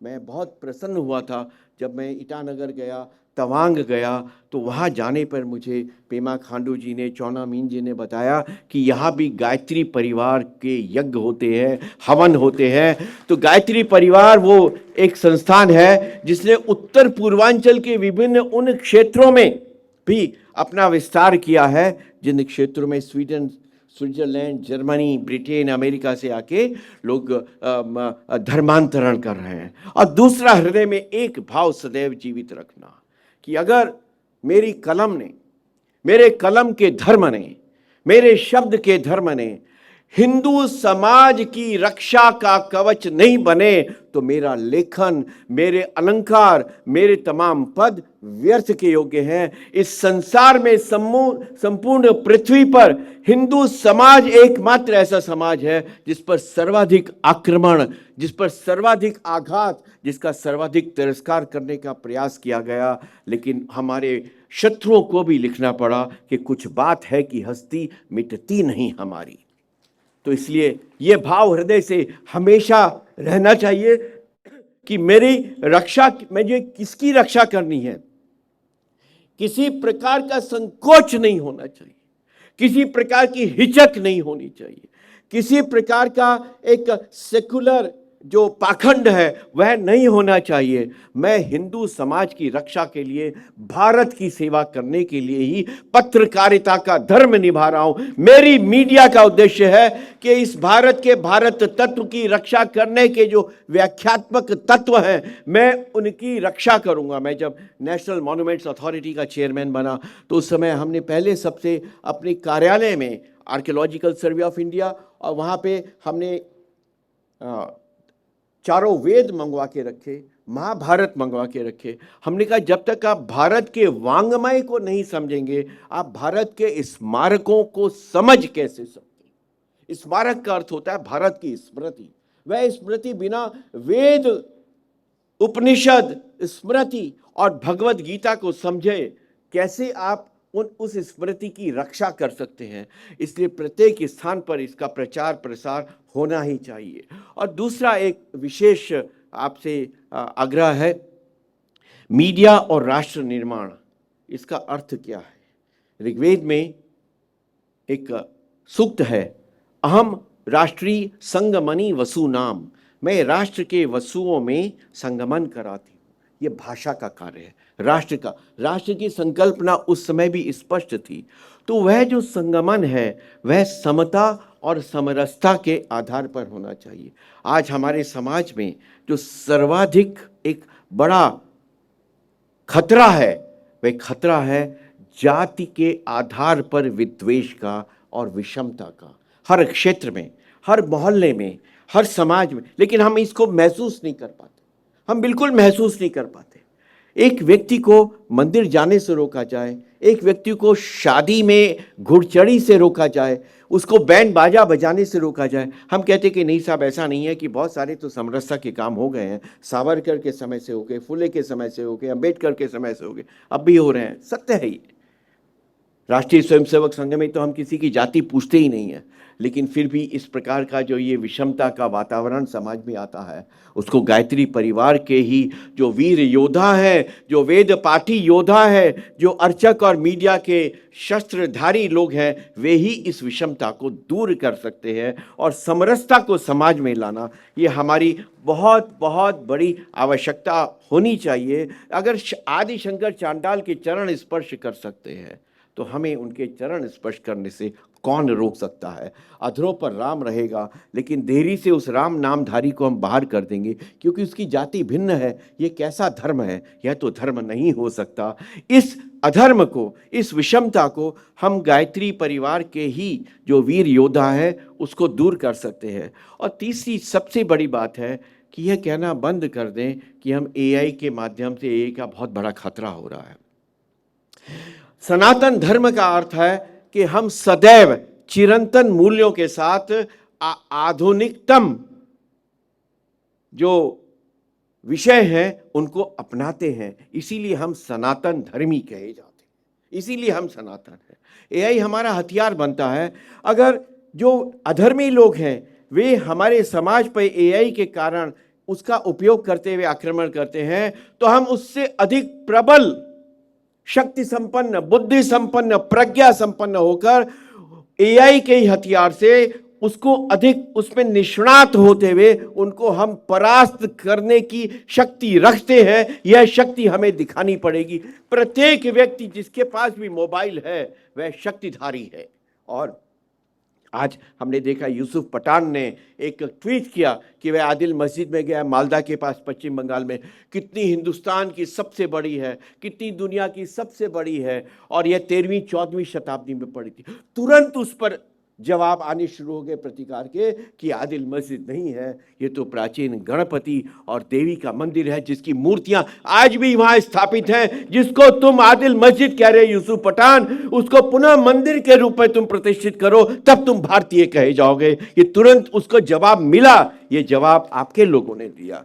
ये स्मृति का जागरण इसलिए भी होता है, इसलिए भी आवश्यक है। जब मैं अध्यक्ष था NMA का, तो कुतुब मीनार का हमने पूरा सर्वेक्षण कराया, और अनेक वर्षों के बाद मैं ऊपर तक गया। तो कुतुब मीनार में आप लोग जाते हैं, कुतुब मीनार पर्यटन का, मस्ती का, आनंद का, पिकनिक का क्षेत्र नहीं है। कुतुब मीनार भारत की शोकांतिका है। कुतुब मीनार भारतीय हिंदुओं के नरसंहार का एक केंद्र है। कुतुब मीनार पे जाने पे आज भी वहाँ की दीवारों पर हमें दशावतार, गंगा, यमुना, नवग्रह, 21 तीर्थंकर, भगवान महावीर, इन सब की सुंदर मूर्तियां वहां पे आज भी स्थापित दिखती हैं। परंतु वो कोई देखता नहीं, वो कोई दिखाता नहीं। वो देखना और दिखाना ही हमारे स्मृति जागरण का भी एक अनुष्ठान होना चाहिए। इसलिए जहां जाओ वहां अपनी दृष्टि साफ रखो कि यहाँ मेरा अतीत क्या है, यहाँ मुझे भारत का दर्शन कहाँ से होगा, और उस भारत के दर्शन को सबके सामने लाया जाए। अंत में एक बात और स्मृति जागरण करूंगा। बंदा सिंह बहादुर जिसके गीत हम गाते थे शाखाओं में, मैं बंदा वीर बैरागी हूं। 4 साल का उनका बेटा अजय सिंह, उसको फर्रुखसियर के समय में मुगलों ने दिल्ली में लाए, और 4 साल के बेटे को उनकी गोद में रख कर मारा कि इस्लाम कबूल कर लो, वरना तुम्हारा इससे भी बुरा हाल करेंगे। उसने कहा नहीं करूंगा। उसके 4 साल के बेटे को उसके गोदी में बिठा के मारा, और बेटे का कलेजा उस पिता के मुंह में डाला। फिर भी उसने इस्लाम स्वीकार नहीं किया, धर्म पर टिका रहा। उस धर्म योद्धा का बलिदान स्थल दिल्ली में मेहरौली में है। कितने लोग जानते हैं? शायद उंगलियों पर गिने हुए लोग भी नहीं जानते होंगे। अपने वीरों का, अपने बलिदानियों का, अपने महापुरुषों का, अपने योद्धाओं का, अपने वीरों की विजय गाथाओं का यह स्मरण करना, स्मृति जागरण करना और प्रत्येक व्यक्ति जो मीडिया में है वह एक योद्धा के रूप में खड़ा होकर इस भारत रक्षा के युद्ध में अपना योगदान दे, यही मीडिया और पुनर्निर्माण का एक संदेश है। इन्हीं शब्दों के साथ मैं वाणी को विराम देता हूं। पुनः धन्यवाद और वंदे भारत। हम सभी आदरणीय सर का पुनः अपने कर्तव्य ध्वनि के माध्यम से इस ऊर्जावान वक्तव्य के लिए बहुत बहुत धन्यवाद करते हैं। कार्यक्रम को आगे बढ़ाते हुए सारस्वत उद्बोधन हेतु मैं आमंत्रित करती हूँ आदरणीय श्री उदय माहुरकर जी को, जो पूर्व सूचना आयुक्त भारत सरकार रह चुके हैं। साथ ही लंबे समय तक इनका अनुभव इंडिया टुडे को मिल चुका है और इनकी प्रमुख कृतियों में सेंटर स्टेज, वीर सावरकर और marching towards with a billion रहा है। धन्यवाद। श्री उदय माहुरकर जी। आदरणीय दत्तात्रेय होसबले जी, जिनको मिलने के बाद हमेशा मुझे एक ऊर्जा की अनुभूति होती है। 5 जने के भूतपूर्व संपादक, वरिष्ठ पत्रकार और जो समाज सेवा का भी काम करते हैं, वैसे श्री तरुण विजय जी, शिवाजी से प्रेरित एक मध्यकालीन योद्धा के रूप में जो संस्कृति को बचाने का प्रयत्न कर रहे हैं, ऐसे श्री सुरेश चवानके जी, मेरे अजीज दोस्त और प्राच्यम टीवी के फाउंडर, भारत का पहला सनातनी OTT प्लेटफॉर्म जिसने कम से कम 400 फिल्म बनाई, और मैं मानता हूं कि उनका उदाहरण देश के लिए जानना बहुत आवश्यक है। वो अमेरिका में थे 20 साल, उन्होंने बड़े बड़े फिल्म कंपनियों के साथ काम किया और बाद में उन्होंने खुद ने तय किया कि मैं भारत आऊँगा और भारत के संस्कृति के उत्थान के लिए काम करूँगा। ऐसे प्रवीण चतुर्वेदी जी,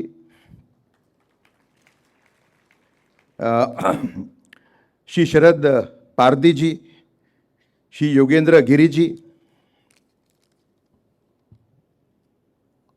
और इस हॉल में उपस्थित पत्रकारगण, देवियों, सज्जनों, अगर आज भारत पे आप गौर करें तो भारत एक महान देश बनने की कगार पे खड़ा हुआ है। कोई इस बात से मना नहीं कर सकता, अगर इस सत्य में मानता है तो।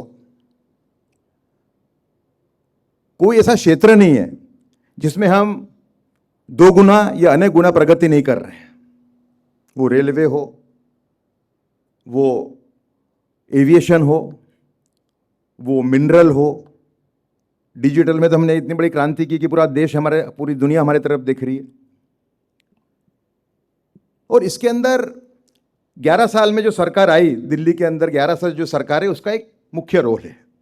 ये नहीं कहूँगा कि इनके पहले की सरकारों ने कोई काम नहीं किया था, लेकिन मुख्य काम 11 साल से जो सरकार दिल्ली में है, आदरणीय श्री नरेंद्र मोदी के नेतृत्व में, उसने एक महान रोल, बड़ा रोल प्ले किया है।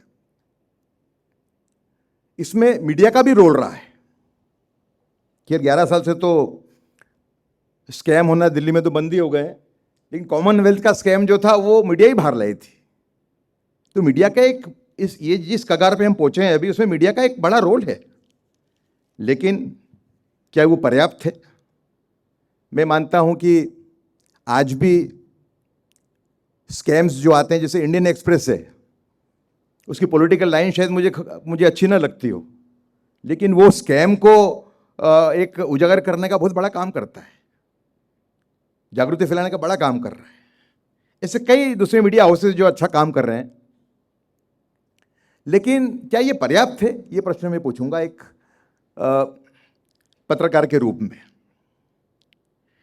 मेरे एक अनुभव शेयर करूंगा और उससे मैं आपके सामने मेरी बात रखूंगा।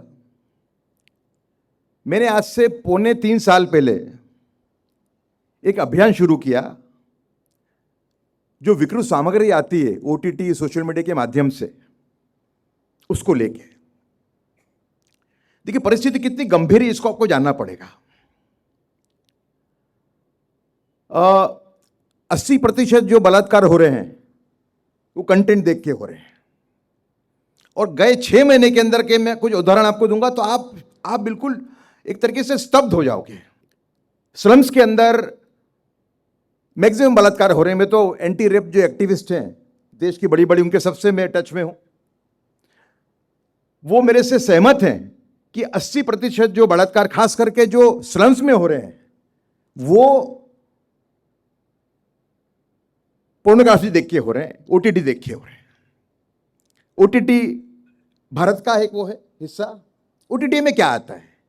ससुर बहू का व्यभिचार, शिक्षक विद्यार्थी का व्यभिचार, भाभी देवर का व्यभिचार, इस टाइप की फिल्म आती ही रहती हैं। हमारे प्रयासों से, हमारे ग्रुप के प्रयासों से अभी सरकार ने कुछ 25 ओटीटी बैन किए, उसमें एकता कपूर को भी बैन किया। मैं सरकार का धन्यवाद करता हूं, लेकिन ये एक पहला स्टेप है। 800 ओटीटी है टोटल देश के अंदर, 800 से 900, जिसमें 90% यही परोस रहे हैं। आपका जो बच्चा है वो सुबह मंदिर भी जाता है, कोई आता है दोपहर में तो उसके पाँव भी पड़ता है, और रात को पोर्नोग्राफी भी देखता है क्योंकि फोन पे आ रहा है। तो मेरे ये वीडियो उठाया है कि जो लोग इस टाइप का जो परोस रहे हैं सामग्री, वो देशद्रोही हैं, वो लोग रेप को बढ़ावा देने वाले लोग हैं। उनकी जगह सभ्य समाज में नहीं है, उनकी जगह जेल में है। लेकिन मुझे बड़े दुख के साथ आपको कहना पड़ रहा है कि इतना बड़ा विषय, आप देखिए, हम ये बात करते हैं कि हम 2047 के अंदर विकसित भारत बनेंगे, महान देश बनेंगे। कोई के मन में शंका नहीं है कि हम 1937 के अंदर ही आर्थिक महासत्ता होंगे, सैनिकी महासत्ता होंगे, वैज्ञानिक महासत्ता होंगे, पर क्या हम सांस्कृतिक रूप से कंगाल देश होंगे? ये हमें तय करना पड़ेगा। और हमारे बड़े बड़े जो संत हो गए, स्वामी विवेकानंद हो, मेरे गुरु स्वामी प्राणवानंद जी हो, भारत सेवा आश्रम संघ के संस्थापक, श्री अरविंदो हो, परम पूज्य गुरु जी और माता जी हो, इन सभी संतों ने भारत के महान देश बनने की परिकल्पना की थी। अगर उसमें कोई रोड़ा आता है तो हमारी जवाबदारी नहीं कि हम उसको रोकें। लेकिन मुझे बड़े दुख के साथ आपको कहना पड़ रहा है कि 2.25 साल हो गए, मुझे आम लोगों का जबरदस्त सपोर्ट है मेरे पूरे ग्रुप को, लेकिन मीडिया का सपोर्ट मुझे नहीं मिल रहा। ये क्या 2 ही चैनल हैं जो इसको कवर करते हैं। मेरे संबंध है अच्छे, मैं पुराना पत्रकार हूं, सब मुझे जानते हैं। एक ऐसा व्यक्ति नहीं जो मुझे नहीं जानता पर्सनली, लेकिन इसको कवर करने के लिए तैयार नहीं है। जब मैंने इसमें गहराई में उतरा तो मुझे मालूम पड़ा कि जो रेवेन्यू निकलता है इस इंडस्ट्री से, वो पूरा रेवेन्यू इनके पास भी जाता है। तो मैं कहूंगा कि ये देखिए, ये इतना बड़ा राक्षस है, हर घर में घुस गया है, इसके अंदर कोई नहीं बचेगा। इसमें ना ब्राह्मण बचेगा, ना दलित बचेगा, ना राजपूत बचेगा, ना बनिया बचेगा, ना वणिक बचेगा, ना इसमें मुसलमान बचेगा, कोई इसमें बचेगा नहीं। मैं मुसलमानों को मिलता हूं अच्छे घर के, वो भी डरे हुए कि हाँ, हम हमारी बेटी को हम हिजाब पहनाते हैं, लेकिन उनके फोन पे ही आ रहा है, समझे आप? तो हमको ये, मेरा जो बीड़ा है कि जहां से गंदगी आ रही है इस नल को बंद करना पड़ेगा और कोई भी कीमत चुकानी पड़े। अब देखिए, ऐसे बड़े बड़े मुद्दे हैं देश के अंदर जिसमें अभी भी लोग भ्रमित हैं। सावरकर को लें अपन, ठीक है। अब सावरकर के बारे में जितने भी एलिगेशंस हैं, करीब करीब सभी जो उनके विरोधी करते हैं, जो सेक्युलर पार्टीज करती हैं, जो मुसलमान वोटों की जो एक तरीके से मोहताज हैं, ऐसी पार्टीज करती हैं, वो सभी एलिगेशन गलत हैं। लेकिन मीडिया ने, कुल मिला के मीडिया की बात करें तो कुछ होंगे एक्सेप्शंस, वो जो भ्रांति को दूर करने का प्रयत्न नहीं किया। ऐसे ही मुस्लिम का भी, एक कट्टरवादी मुस्लिम का भी चैलेंज भारत के सामने है, लेकिन उसमें 3 भाग हैं। एक मोस्ट कट्टरवादी है, एक कम कट्टरवादी है और एक सहिष्णु है। तीनों को अलग तरीके से हमको टैकल करना पड़ेगा, हम तीनों को एक नहीं कर सकते, ठीक। लेकिन इसके अंदर भी कोई जागृति फैलाने का काम मेरे ख्याल से मीडिया ने नहीं किया है। एक बड़े मीडिया के पेपर को मैंने, मेरा एक लेख भेजा इस मुद्दे को लेके कि मुस्लिम प्रॉब्लम को कैसे सॉल्व करना, तो वो जो लेख है मेरा, वो 2 पेपरों ने नकार दिया।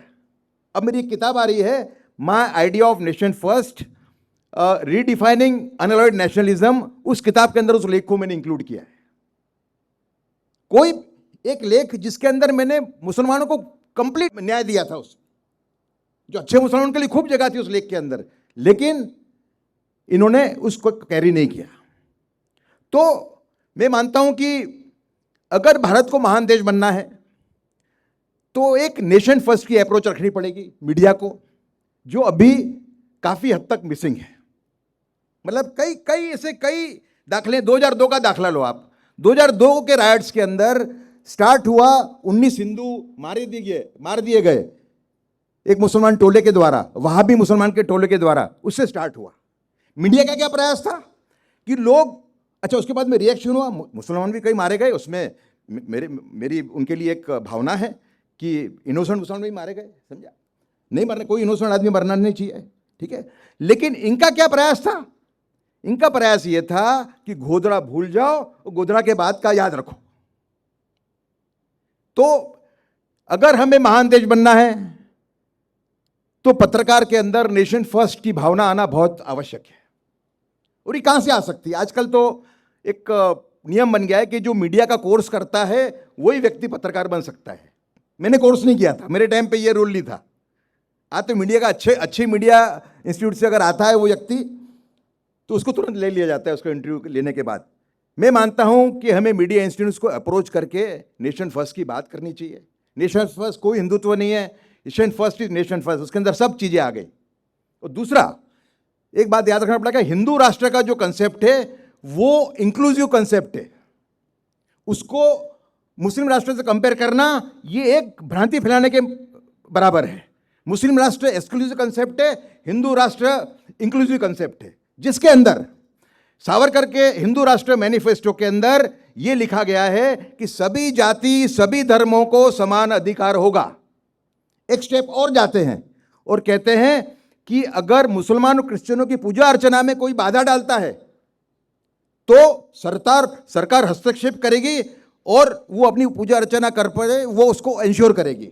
लेकिन थर्ड पॉइंट पे वो वार्न करते हैं कि nation will not allow creation of a nation within a nation in the name of religious minoritism. देश के अंदर दूसरा देश बनने की अनुमति नहीं देगा अल्पसंख्यकवाद के नाम पे। जो हमारी पहले 60 साल की जो स्टोरी रही वो यही थी। 3 मंदिर हमारे जो मेन थे वो भी हमको ना मिले। मुसलमानों ने हजारों मंदिर तोड़े मध्यकाल के अंदर, पर हमारे 3 मंदिर अयोध्या, मथुरा, काशी वो हमको ना मिले 1948 में पाकिस्तान को, मुसलमानों को पाकिस्तान देने के बाद। और इसी राजनीति 60 साल तक चलती रहे। मीडिया को भी ये जो पूरा जो एक भ्रमित करने वाला चक्र चला है उसकी जवाबदारी लेनी पड़ेगी। लेकिन इसका सॉल्यूशन क्या है? सॉल्यूशन यही है कि मीडिया सोलो को हम अप्रोच करें। देखिए 2-3 चीजें हैं इसमें। एक दूसरा मैं जो अभी नोटिस करता हूं कि पूरा मीडिया 2 कैंप में बढ़ गया है। एक राइट विंगर का कैंप है, एक लेफ्ट विंगर का कैंप है। अब राइट विंगर का कैंप पे अगर राइट विंग का कोई आदमी गलती करता है तो उसको कवर ही नहीं करता, वो ऐसा नहीं हो सकता। आपका खुद का आदमी भी गलती करे। वीर सावरकर ने गऊ के बारे में कुछ ऐसी बातें की थी जो ठीक नहीं थी। हमारी किताब, जो मेरी किताब है, मेरे सहलेखक चिरायु पंडित की, वीर सावरकर जो भारत का विभाजन रोक सकते थे, उसमें हमने वीर सावरकर की उसमें टीका की है। तो कोई एक आइडियोलॉजिकल आप एक सोल्जर हो सकते हो, एक आपके बिलीफ हो सकती है, लेकिन आपका आदमी कोई गलती ही नहीं करे, ऐसा नहीं हो सकता। तो इसको बोलते हैं नेशन फर्स्ट। इस टाइप का पत्रकारित्व होना चाहिए। दूसरा एक महीने से टीआरपी का, टीआरपी एक चैनल टीआरपी एक न्यूज़ चला रहा है जो गलत है और जिसकी टीआरपी बढ़ गई है, तो दूसरा चैनल उसको चेक नहीं करेगा, वो वही स्टोरी को आगे ले जाएगा टीआरपी अपनी टीआरपी बढ़ाने के लिए। क्या किस टाइप का जर्नलिज्म है? और दूसरा, जैसे कि सुरेश जी ने कहा, मैं तो इसका अनुभव करता हूँ, नाम नहीं लूंगा कोई का, कि पहले ये कहा जाता था कि जो जर्नलिज्म है वो भारत का चौथा स्तंभ है। कुछ सालों में जो लास्ट रहा तो मुझे ये कहा जाता था कि it is a profession, we are not here to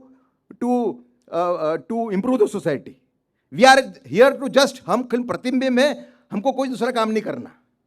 तो ये जो गिरावट आई है उसको हमें टैकल करना पड़ेगा, मैं मानता हूँ। और इसके अंदर गायत्री परिवार का बहुत बड़ा एक स्ट्रेंथ है, उनका रोल हो सकता है। ऐसे कई लोग हैं देश के अंदर, अगर हम चाहें तो जो चाहें वो हम कर सकते हैं। इतनी हमारी ताकत है हमारे पास में। लेकिन मीडिया जो इंस्टीट्यूट्स हैं उन तक ये बातें हमें ले जानी पड़ेगी, ऐसा हमारा मानना है। मैं धन्यवाद करता हूँ डॉक्टर चिन्मय पंड्या जी का, जो इतना बड़ा जो मिशन है गुरुदेव का और माता जी का, उसको बहुत अच्छे तरीके से आगे ले जा रहे हैं। इन्होंने, मैं मानता हूं कि एक बहुत बड़ा दृष्टांत हमारे सामने रखा है, और देश के अंदर जो परिवर्तन हम लाना चाहते हैं उसके अंदर गायत्री परिवार की, मैं मानता हूं, एक मुख्य भूमिका है। इतना ही कह के मेरे वाणी को मैं विराम दूंगा। धन्यवाद। एक बार पुनः अपनी कर्तव्य ध्वनियों से आदरणीय उदय सर का हम धन्यवाद करते हैं। विचार क्रांति अभियान की ये भूमि, यज्ञ और गायत्री की ये भूमि, गायत्री रूपी सद्ज्ञान, यज्ञ रूपी सत्कर्म, साधना, शिक्षा, स्वास्थ्य, स्वावलंबन, पर्यावरण, नारी जागरण, व्यसन कुरीति उन्मूलन और सामान्य से सामान्य दिखने वाले व्यक्तित्व, उत्तर हो, दक्षिण हो, पूर्व हो, पश्चिम हो, सृजन सैनिक बनकर युग ऋषि की संतानें जो पूरे विश्व में अलग जगा रही हैं और दिखने में सामान्य दिखने वाले कार्यकर्ता असामान्य कार्य कर रहे हैं। अखंड दीप 1926 में प्रज्वलित हुआ। अखंड ज्योति पत्रिका का गुरुदेव ने सृजन किया। 3400 से ज़्यादा पुस्तकें लिखी और इस पूरी यात्रा में आज इस पवित्र देवभूमि में, देव संस्कृत विश्वविद्यालय में हम सभी का ये परम सौभाग्य है कि एक ऐसे व्यक्तित्व पूरे विश्व में जिनकी पहचान है, युवावस्था से जिन्होंने सेवा को अपने जीवन का माध्यम बनाकर अहर्निश पुरुषार्थ कर पूरे विश्व में भारत को, भारतीय संस्कृति को, ऋषि संस्कृति को संवाद के माध्यम से, संस्कारों के माध्यम से दिशा दी है।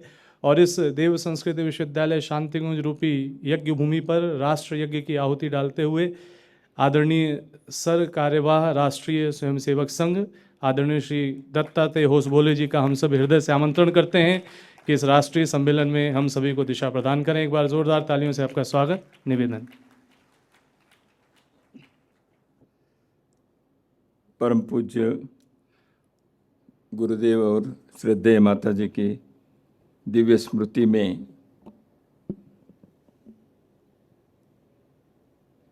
नमन करता हूं। आज के इस राष्ट्रीय सम्मेलन के उद्घाटन सत्र के अध्यक्षता कर रहे हैं परम आदरणीय डॉक्टर चिन्मय पंड्या जी, जो इस देव संस्कृत विश्वविद्यालय के प्रतिकुलपति जी भी हैं और वर्तमान में अखिल विश्व गायत्री परिवार के नेतृत्व करते हुए देश विदेशों में भारतीय संस्कृति के आधारभूत तत्वों को सरल शब्दों में सामान्य लोगों तक पहुंचाने का और राष्ट्र की इस अंतःशक्ति को जागृत करने के एक दिव्य अभियान चला रहे हैं। मंचस्थ मेरे तीनों पत्रकार भाइयों, मित्रों कहना चाहता था लेकिन भाई कह रहा हूं।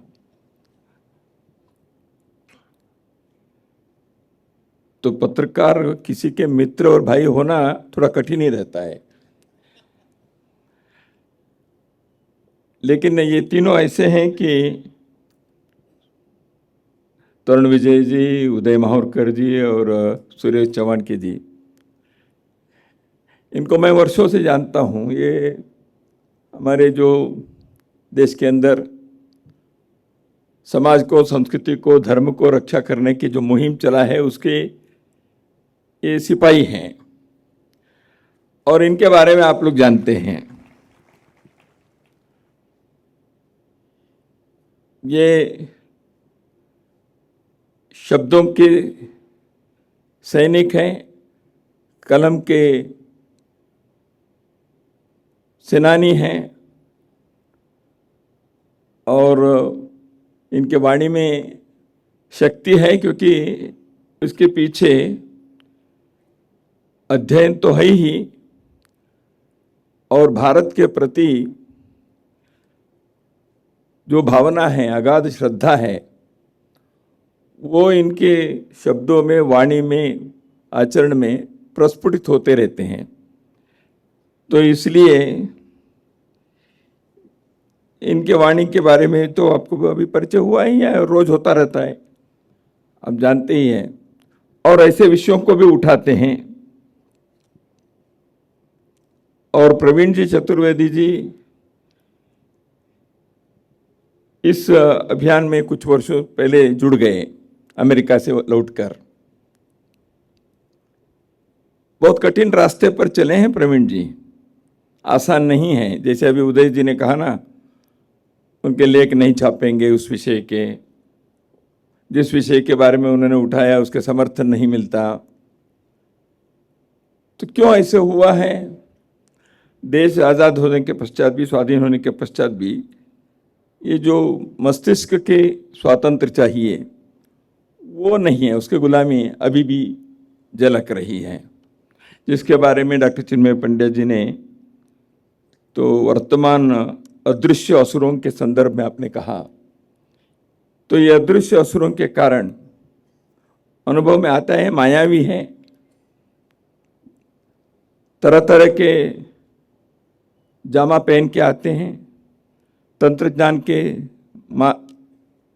मार्फत आते हैं। तो ऐसे मायावी असुरों के सामना करना आसान नहीं होता है। लेकिन उदय माहुरकर जी, प्रवीण जी, तरुण जी, सुरेश जी इसके बेड़ा उठाए हैं, क्योंकि आप जैसे लोगों के देश भर में समर्थन मिलता है, सहयोग मिलता है, स्वागत मिलता है। तो इसलिए देश के अंदर ऐसे राष्ट्रवादी, राष्ट्रीय जागरण के पत्रकारिता और मीडिया, यह सशक्त होने के जितने भी संभावनाएं हैं वो है, ऐसे हमको महसूस होता है। इसमें कोई क्षीण होने के, दुर्बल होने के कोई संभावना नहीं है। लेकिन संघर्ष तो है, क्योंकि इतने वर्षों की जो मानसिक गुलामी है, देश आज़ाद होने के पश्चात भी इस देश के अंदर जो औपनिवेशवाद के जो मस्तिष्क में है, कॉलोनियलाइज्ड माइंड्स, वो मीडिया में, एकेडमिक्स में, राजनीति में, पॉलिसी मेकिंग में, थिंक टैंक्स में, देश विदेशों के अंतर्राष्ट्रीय मंचों पर ये जो दास्यता के जो मानसिकता है वह काम कर, उस कारण से आज ये संघर्ष इस प्रकार से है। तो इस संघर्ष में आए ये सभी सेनानी सिपाही आगे बढ़ रहे हैं। तो मुझे लगता है देव संस्कृति विश्वविद्यालय के प्रमुख लोगों ने, खास करके डॉक्टर चिन्मय पंड्या जी ने, इन लोगों को ही सामने खड़ा किया है इसी कारण से, ताकि लोगों को ध्यान में आए। तो ये भी संभव है, हो सकता है, हमें इस लड़ाई में जीत निश्चित है, लेकिन लड़ाई करनी पड़ेगी, लड़ाई के शस्त्रों को तैयार करना पड़ेगा। तो आज लड़ाई भिन्न प्रकार की है, शस्त्र उस प्रकार से, नए शस्त्रों को हमें तैयार भी करना पड़ेगा। और लड़ाई के नए नए मोर्चे, जैसे अभी आर्टिफिशियल इंटेलिजेंस के बारे में ये बताया, वो भी हो सकता है। तो वो है तो भी, जैसे तरुण जी ने कहा, ठीक है, वो आए तो हम उसको भी, हम उसके भी माहिर बनेंगे, उसके भी हम अपने काबू में लेके आएंगे। क्योंकि भारत के नौजवान, भारत की नई पीढ़ी तंत्रज्ञान में कोई दुनिया के किसी देश से वो आज पीछे नहीं है, वो समकक्ष में है। तो इसलिए इस विषय में हमें कोई संदेह नहीं है कि हम इन सारे नए तंत्रज्ञान को भी हासिल करते हुए अपने देश के धर्म के रक्षा करने के लिए, आवश्यक संस्कृति और सभ्यता के आधार को लेकर आगे बढ़ने के लिए एक वातावरण बनाने की जो आवश्यकता है, वह गायत्री परिवार और उनके जैसे देश की भिन्न भिन्न संस्थाएं, अभियान ये चला ही रहे हैं। तो इसलिए भविष्य तो निश्चित है, उज्जवल है, लेकिन वर्तमान में संघर्ष है। उस संघर्ष को हमें समझना चाहिए। यही लोगों ने अभी तक अपने सामने इन विषयों के संदर्भ में कई आयामों में उन्होंने कहा है। विषय है कि राष्ट्र निर्माण में मीडिया की भूमिका, प्राचीन भारतीय विचारों की अंतर्दृष्टि, ऐसे एक सबटाइटल है। राष्ट्र निर्माण में मीडिया की भूमिका क्या है, इसके संदर्भ में बहुत लोग ने यहाँ कुछ न कुछ आज के संदर्भ में थोड़ा सा उल्लेख भी किया है। मीडिया भारत में आधुनिक इसमें मीडिया के बारे में कहना है तो इसका स्वतंत्रता के आंदोलन में ये जो प्रारंभ हुआ, विश्व में अन्य देशों के में भारत के का बहुत ही विशेषता है। बहुत महाविभूतियों ने, देश के जननायकों ने, इस देश के मीडिया के भी उन्होंने स्वाधीनता आंदोलन के एक आयुध शस्त्र मानकर उस दृष्टि से उन्होंने चलाया। यह विश्व के अन्य देशों की तुलना में एक अद्भुत अंतर है। तो यहाँ महात्मा गांधी जी, डॉक्टर भीमराव अंबेडकर जी, लाला लाजपत राय, मदन मोहन मालवीय, ऋषि योगी अरविंदो, गणेश शंकर विद्यार्थी, डॉक्टर हेडगेवार, लोकमान्य तिलक, कितने लोगों ने देश में भिन्न भिन्न भाषाओं में पत्र पत्रिकाएं चलाए। राष्ट्र के जागरण की दृष्टि से उन्होंने इस विषय को, इसलिए राष्ट्र के निर्माण के भूमिका में जो मीडिया के जो आज भूमिका है, इस संदर्भ में हमें भारत के मीडिया के उस कालखंड को ध्यान में रखना चाहिए। बार बार यहाँ प्रोफेशन और मिशन की बात आई, तो जर्नलिज्म अथवा मीडिया यह एक मिशन, उस नाते उन दिनों में वो कोई कमर्शियल एक्टिविटी नहीं थी। मीडिया चलाना यह बहुत रिस्की बात थी, पैसे तो नहीं मिलते थे, लेकिन फिर भी उन लोगों ने उस समय उसको चलाया। देश स्वतंत्र होने के पश्चात एक नई दिशा आई, वो ऐसे है कि सरोकार नई दिशा के और उसके विरुद्ध उसके बनाम एक सत्ता। तो इसलिए नए परिस्थिति में मीडिया की भूमिका क्या है, तो इसलिए सत्ता क्या कर रहे है उसको देखना और कुछ लोगों तक जानकारी पहुंचाना, यह मीडिया के विषय रहा। लेकिन तीसरा चरण आया, वो भारत के एक दृष्टि से बहुत अंधकार का काल रहा मीडिया की दृष्टि से, वो है आपातकाल की स्थिति। सब प्रकार के मौलिक अधिकार का हनन हो गया, हम सब जानते हैं, मैं उसमें विस्तार से नहीं जाऊंगा। तो इसलिए मौलिक अधिकारों के जब उस समय हनन हुआ, तो उसके साथ साथ पत्रकारिता के क्षेत्र के माध्यम के क्षेत्र के लोगों को भी उस गर्मी को सहन करना पड़ा। तो इसलिए प्री सेंसरशिप आ गया। संपादक नहीं कहेगा समाचार कौन है, वो सब इंस्पेक्टर कहेगा। तो इसलिए कई जगह पर उन दिनों में, जिनको मालूम है, तो अग्रलेख संपादकीय के जगह पर खाली रहता था, क्योंकि अग्रलेख लिखेंगे तो समर्थन करके लिखो, विरोध में लिखेंगे तो दूसरे दिन ताला लगेगा और जेल में जाना पड़ेगा। लेकिन लोग जेल में जाने के लिए डरते तो ऐसे नहीं है, लेकिन कम से कम कुछ तो जानकारी हम दे समाज तक। तो ऐसे एक द्वंद्व की स्थिति थी। लेकिन उस समय भी कई लोग अपने इस बौद्धिक दासता के ही और दास बनकर उस समय के परिस्थिति को उन्होंने समर्थन भी कर दिया। इसलिए लाल कृष्ण अडवाणी जी ने उस समय कहा था, when they were only asked to bend they crawled। तो उस समय उनको कहा गया था कि थोड़ा झुको, लेकिन मीडिया ने रेंगने लगा। यह आपातकाल के एक पत्रकारिता के क्षेत्र की स्थिति रही। उस समय भी कई पत्रकार इस विषय के विरुद्ध में, लोकतंत्र के जो हनन हुआ था, लोकतंत्र पर आघात हुआ था, उसके विरुद्ध खड़े रहे। तो इनके कारावास की यात्रा करनी पड़ी, जेल यात्रा करनी पड़ी। डी.आर. मंकेकर है, के.आर. मलकानी जी हैं, कुलदीप नैयार, बहुत ऐसे लोग देश भर में, छोटे बड़े ऐसे भी रहे। आपातकाल के बाद एक और एक चरण आया, वो है एंटी एस्टैब्लिशमेंट का। एक सरकार जो भी करेगी उसको हम किसी न किसी प्रकार से विरोध करो। एक अभी सुरेश चौहान के जी ने जो शब्द का उपयोग किया, मीडिया एक्टिविज्म, ये शुरू हुआ। ये आपातकाल के पश्चात की देन है। तो ये मीडिया एक्टिविज्म के कारण समाज में कोई भी कोई स्थिति है उसके संदर्भ में मीडिया ने कई प्रकार के एक जो कहते हैं कि कौन सा जर्नलिज्म गुने इसको नहीं येलो जर्नलिज्म नहीं, जो इसको इन्वेस्टिगेटिव जर्नलिज्म शुरू हुआ। तो इन्वेस्टिगेटिव जर्नलिज्म क्या था? कोई भ्रष्टाचार के मामला है, बंधुआ मजदूर के विषय हैं, कोई शोषण हो रहा है, जंगल में जनजाति के साथ कुछ हो रहा है, फैक्ट्री लगा रहे हैं लेकिन लोगों के शोषण हो रहा है।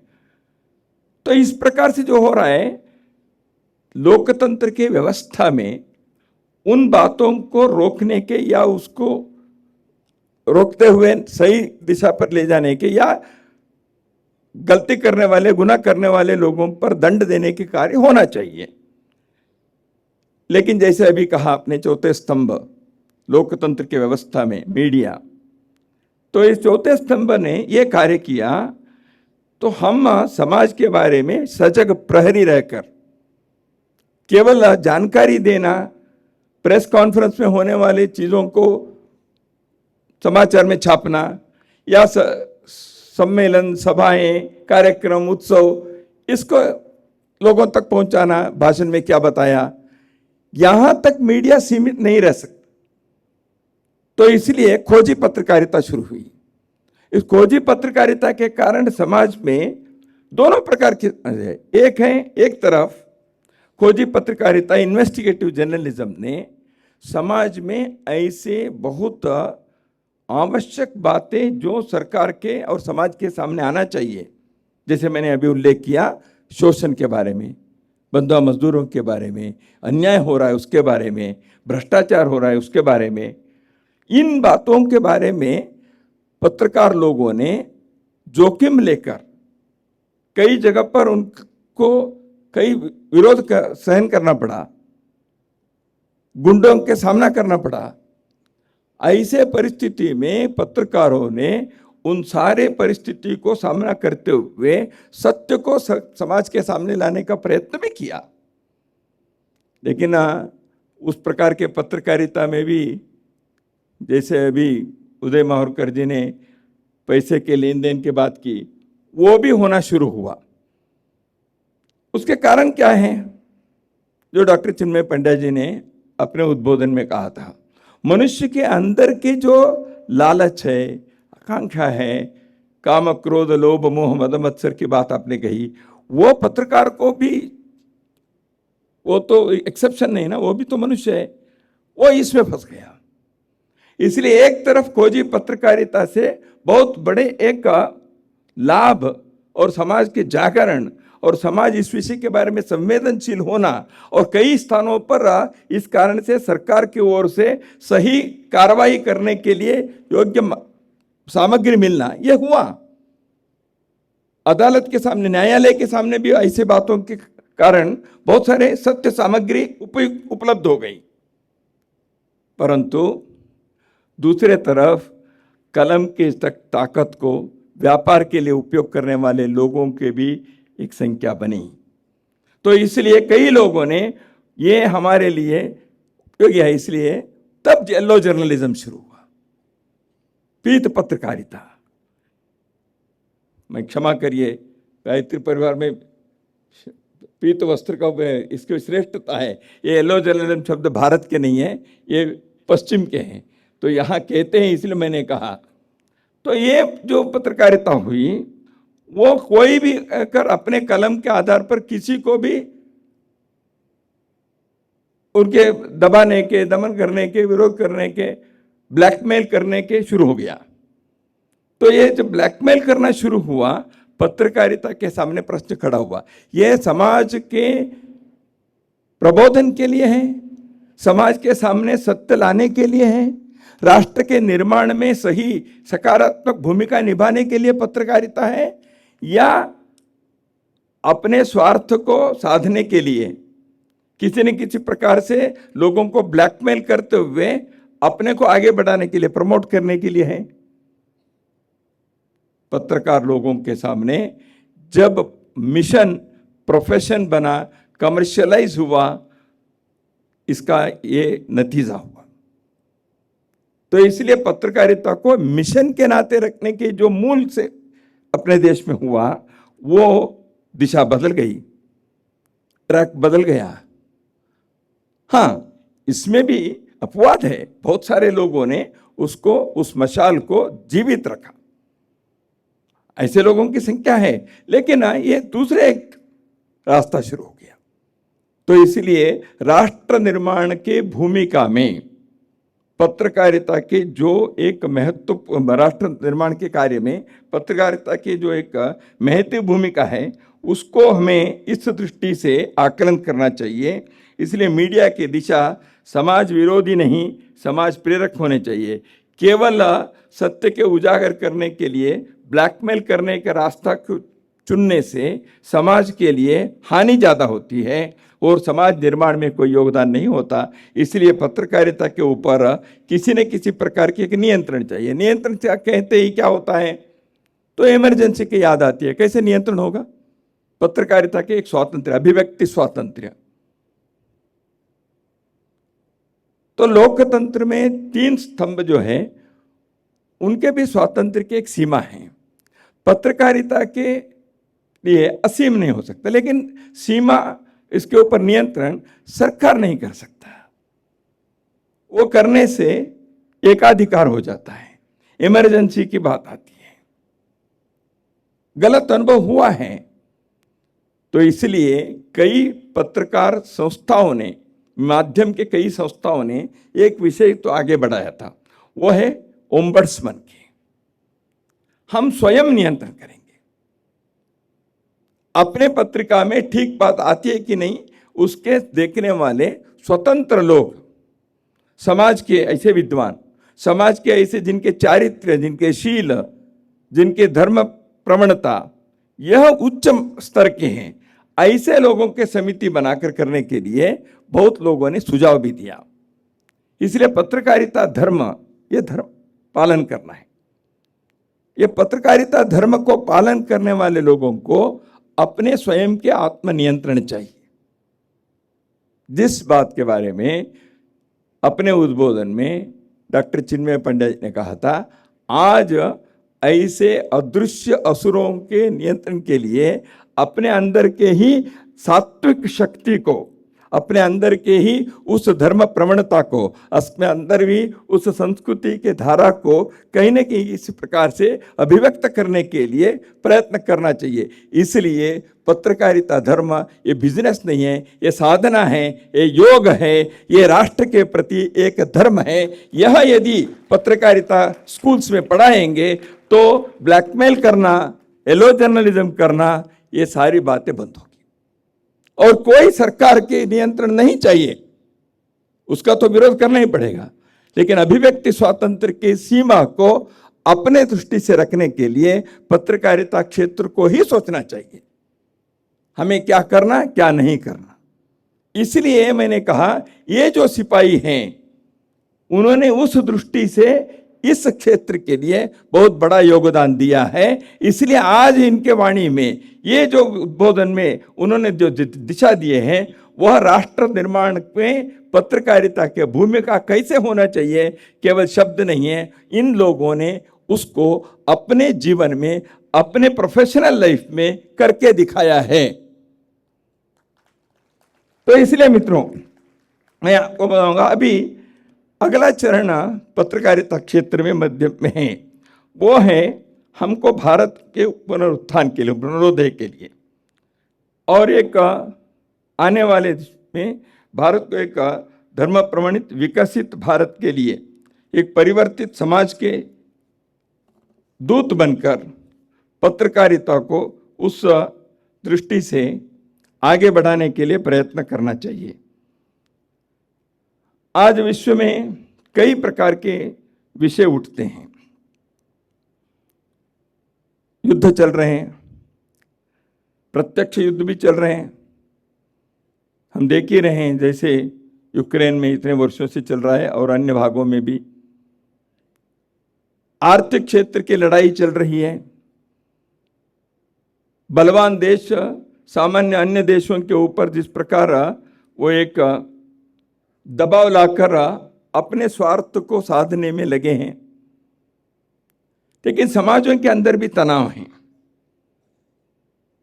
समाज के अंदर समूहों के बीच संघर्ष है, तनाव है, और व्यक्ति के जीवन में तनाव है। आशा, आकांक्षाएं और लालच, काम, क्रोध, लोभ, ये एक। दूसरे तरफ पर्यावरण के रक्षा के, और जिस प्रकार प्रदूषण हो रहा है, इस कारण से जीवन के हर क्षेत्र में जिस प्रकार की एक दुस्थिति, एक नकारात्मक स्थिति आ रही है, इसके अनुभव भी हम कर रहे हैं।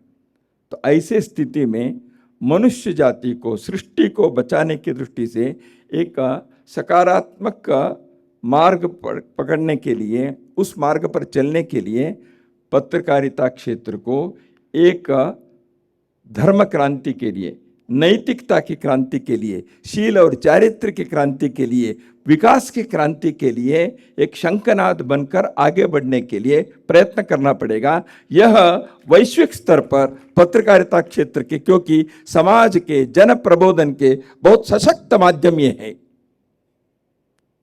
तो इसको करना पड़ेगा। इसलिए पत्रकारिता क्षेत्र यह तपस्या के, साधना के क्षेत्र है। ये केवल सूचना और जानकारी देने वाले लोग नहीं हैं। प्रारंभ से ही अपने देश में संवाद के, क्योंकि मीडिया और कम्युनिकेशन ये दो अलग अलग शब्द हैं।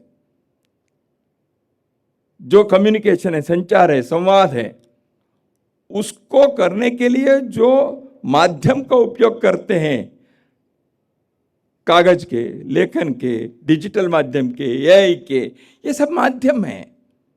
माध्यम में अपने आप में कुछ कमी, अच्छे, गलती, सुधार ऐसे नहीं होता, वो सब अच्छा ही है।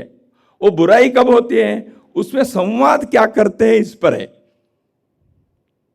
Media has no role in it. वो पाइप है, वो चैनल है, वो एक माध्यम है। लेकिन कम्युनिकेशन क्या करते हैं, संवाद क्या करना चाहते हैं, संचार क्या होता है, ये महत्व के हैं। उसके लिए आधारभूत बातों को शिक्षा में, समाज में, संस्कृति में करने की आवश्यकता है। तब कलम पकड़े हुए या स्क्रीन पर आने वाले या डिजिटल करने वाले या सोशल मीडिया में करने वाले वो व्यक्ति सही चीजों को लाएगा। माध्यम तो सशक्त है, उसके अंदर फीड करने वाले लोग क्या करने चाहिए। तो इसलिए अपने भारतीय दृष्टि इसमें है। इस भारतीय दृष्टि को, भारतीय दृष्टि में संवाद तीनों है। एक प्रकृति के साथ संवाद है, एक समाज के अन्य लोगों के साथ संवाद है, एक स्वयं के संवाद है। मनुष्य समाज के साथ संवाद करते करते, प्रकृति के साथ संवाद करते, संवादहीन स्थिति यानी स्वयं के साथ संवाद करने का, समाधिस्थ होने तक संवाद के उस चरम स्थिति पर जाने के लिए इस देश के अंदर योग साधना की गई है। तो वह भूमि है। इसलिए संवाद के इस स्थिति को हमें समझना चाहिए। जैसे नारद के यहाँ उदाहरण उल्लेख आया, नारद जी ने सूत जी से पूछा और सूत जी ने कई कथा सुनाई। भारत के एक सनातन मीडिया की ये पद्धति रही है। यहां मौखिक संवाद भी हुआ है।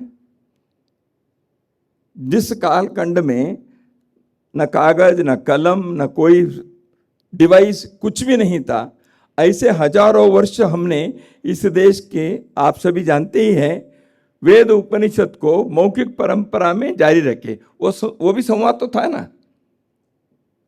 इसलिए संविदा पाठ, जटा पाठ, पद पाठ, क्रम पाठ से हमने हजारों वर्षों तक कैसे किया। दो पद्धति थी, गुरुकुल पद्धति, पारिवारिक पद्धति। गुरुकुल के द्वारा इसको आगे बढ़ाया, परिवार में पीढ़ी दर पीढ़ी उसको सिखाया। लेकिन केवल सीखे क्या, शब्दों को।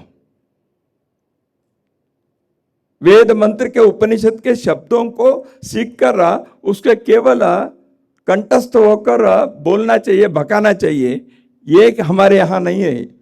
वो सीखने वाला, बोलने वाला जीवन कैसे चलाना चाहिए, उसके शील यदि नहीं है, उसके आचरण यदि नहीं है, वो बोलने से कोई उसका अर्थ नहीं होता, उसमें अंदर शक्ति नहीं होती। इसलिए उसके साथ साथ वो गुरुकुल में और पारिवारिक पद्धति में इस संवाद के तंत्र को जब चलाया, उन्होंने उसके साथ साथ आचरण कैसे होना चाहिए, नैतिक जीवन कैसे होना चाहिए, उस आचरण और चारित्र के आधार पर बोलने वालों के, संवाद करने वाले के वो ताकत होती है। इसलिए लिखना, बोलना और जीवन के आचरण यह आवश्यक है, यह भारतीय दृष्टि है।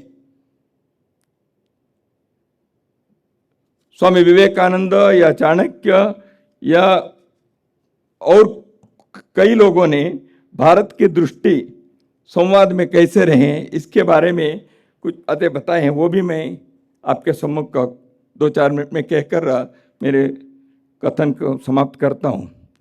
तमिल कवि तिरुवल्लुवर, उन्होंने कुरल में ये कहा है, उन्होंने जानकारी को अलग अलग सोर्स से, सत्य को अलग अलग ढंग से लेने के बारे में उन्होंने आग्रह किया है। तो लेकिन उसमें उन्होंने ये कहा है कि ऐसे जो देने समय केवल जानकारी को बिना समझे, जीवन के बिना अनुभव के केवल प्रेषित करने से डंभ होता है। तो इसलिए जानकारी को समझने वाले, सत्य को प्रेषित करने वाले व्यक्ति दिखावा ना करे, वो अपने जीवन में पहले समझे, तो फिर दूसरों को देने में उन जानकारी को, सूचना को, उस सत्य के उजागर करने को कोई अर्थ होता है। यह तिरुकुरल में तिरुवल्लुवर ने कहा।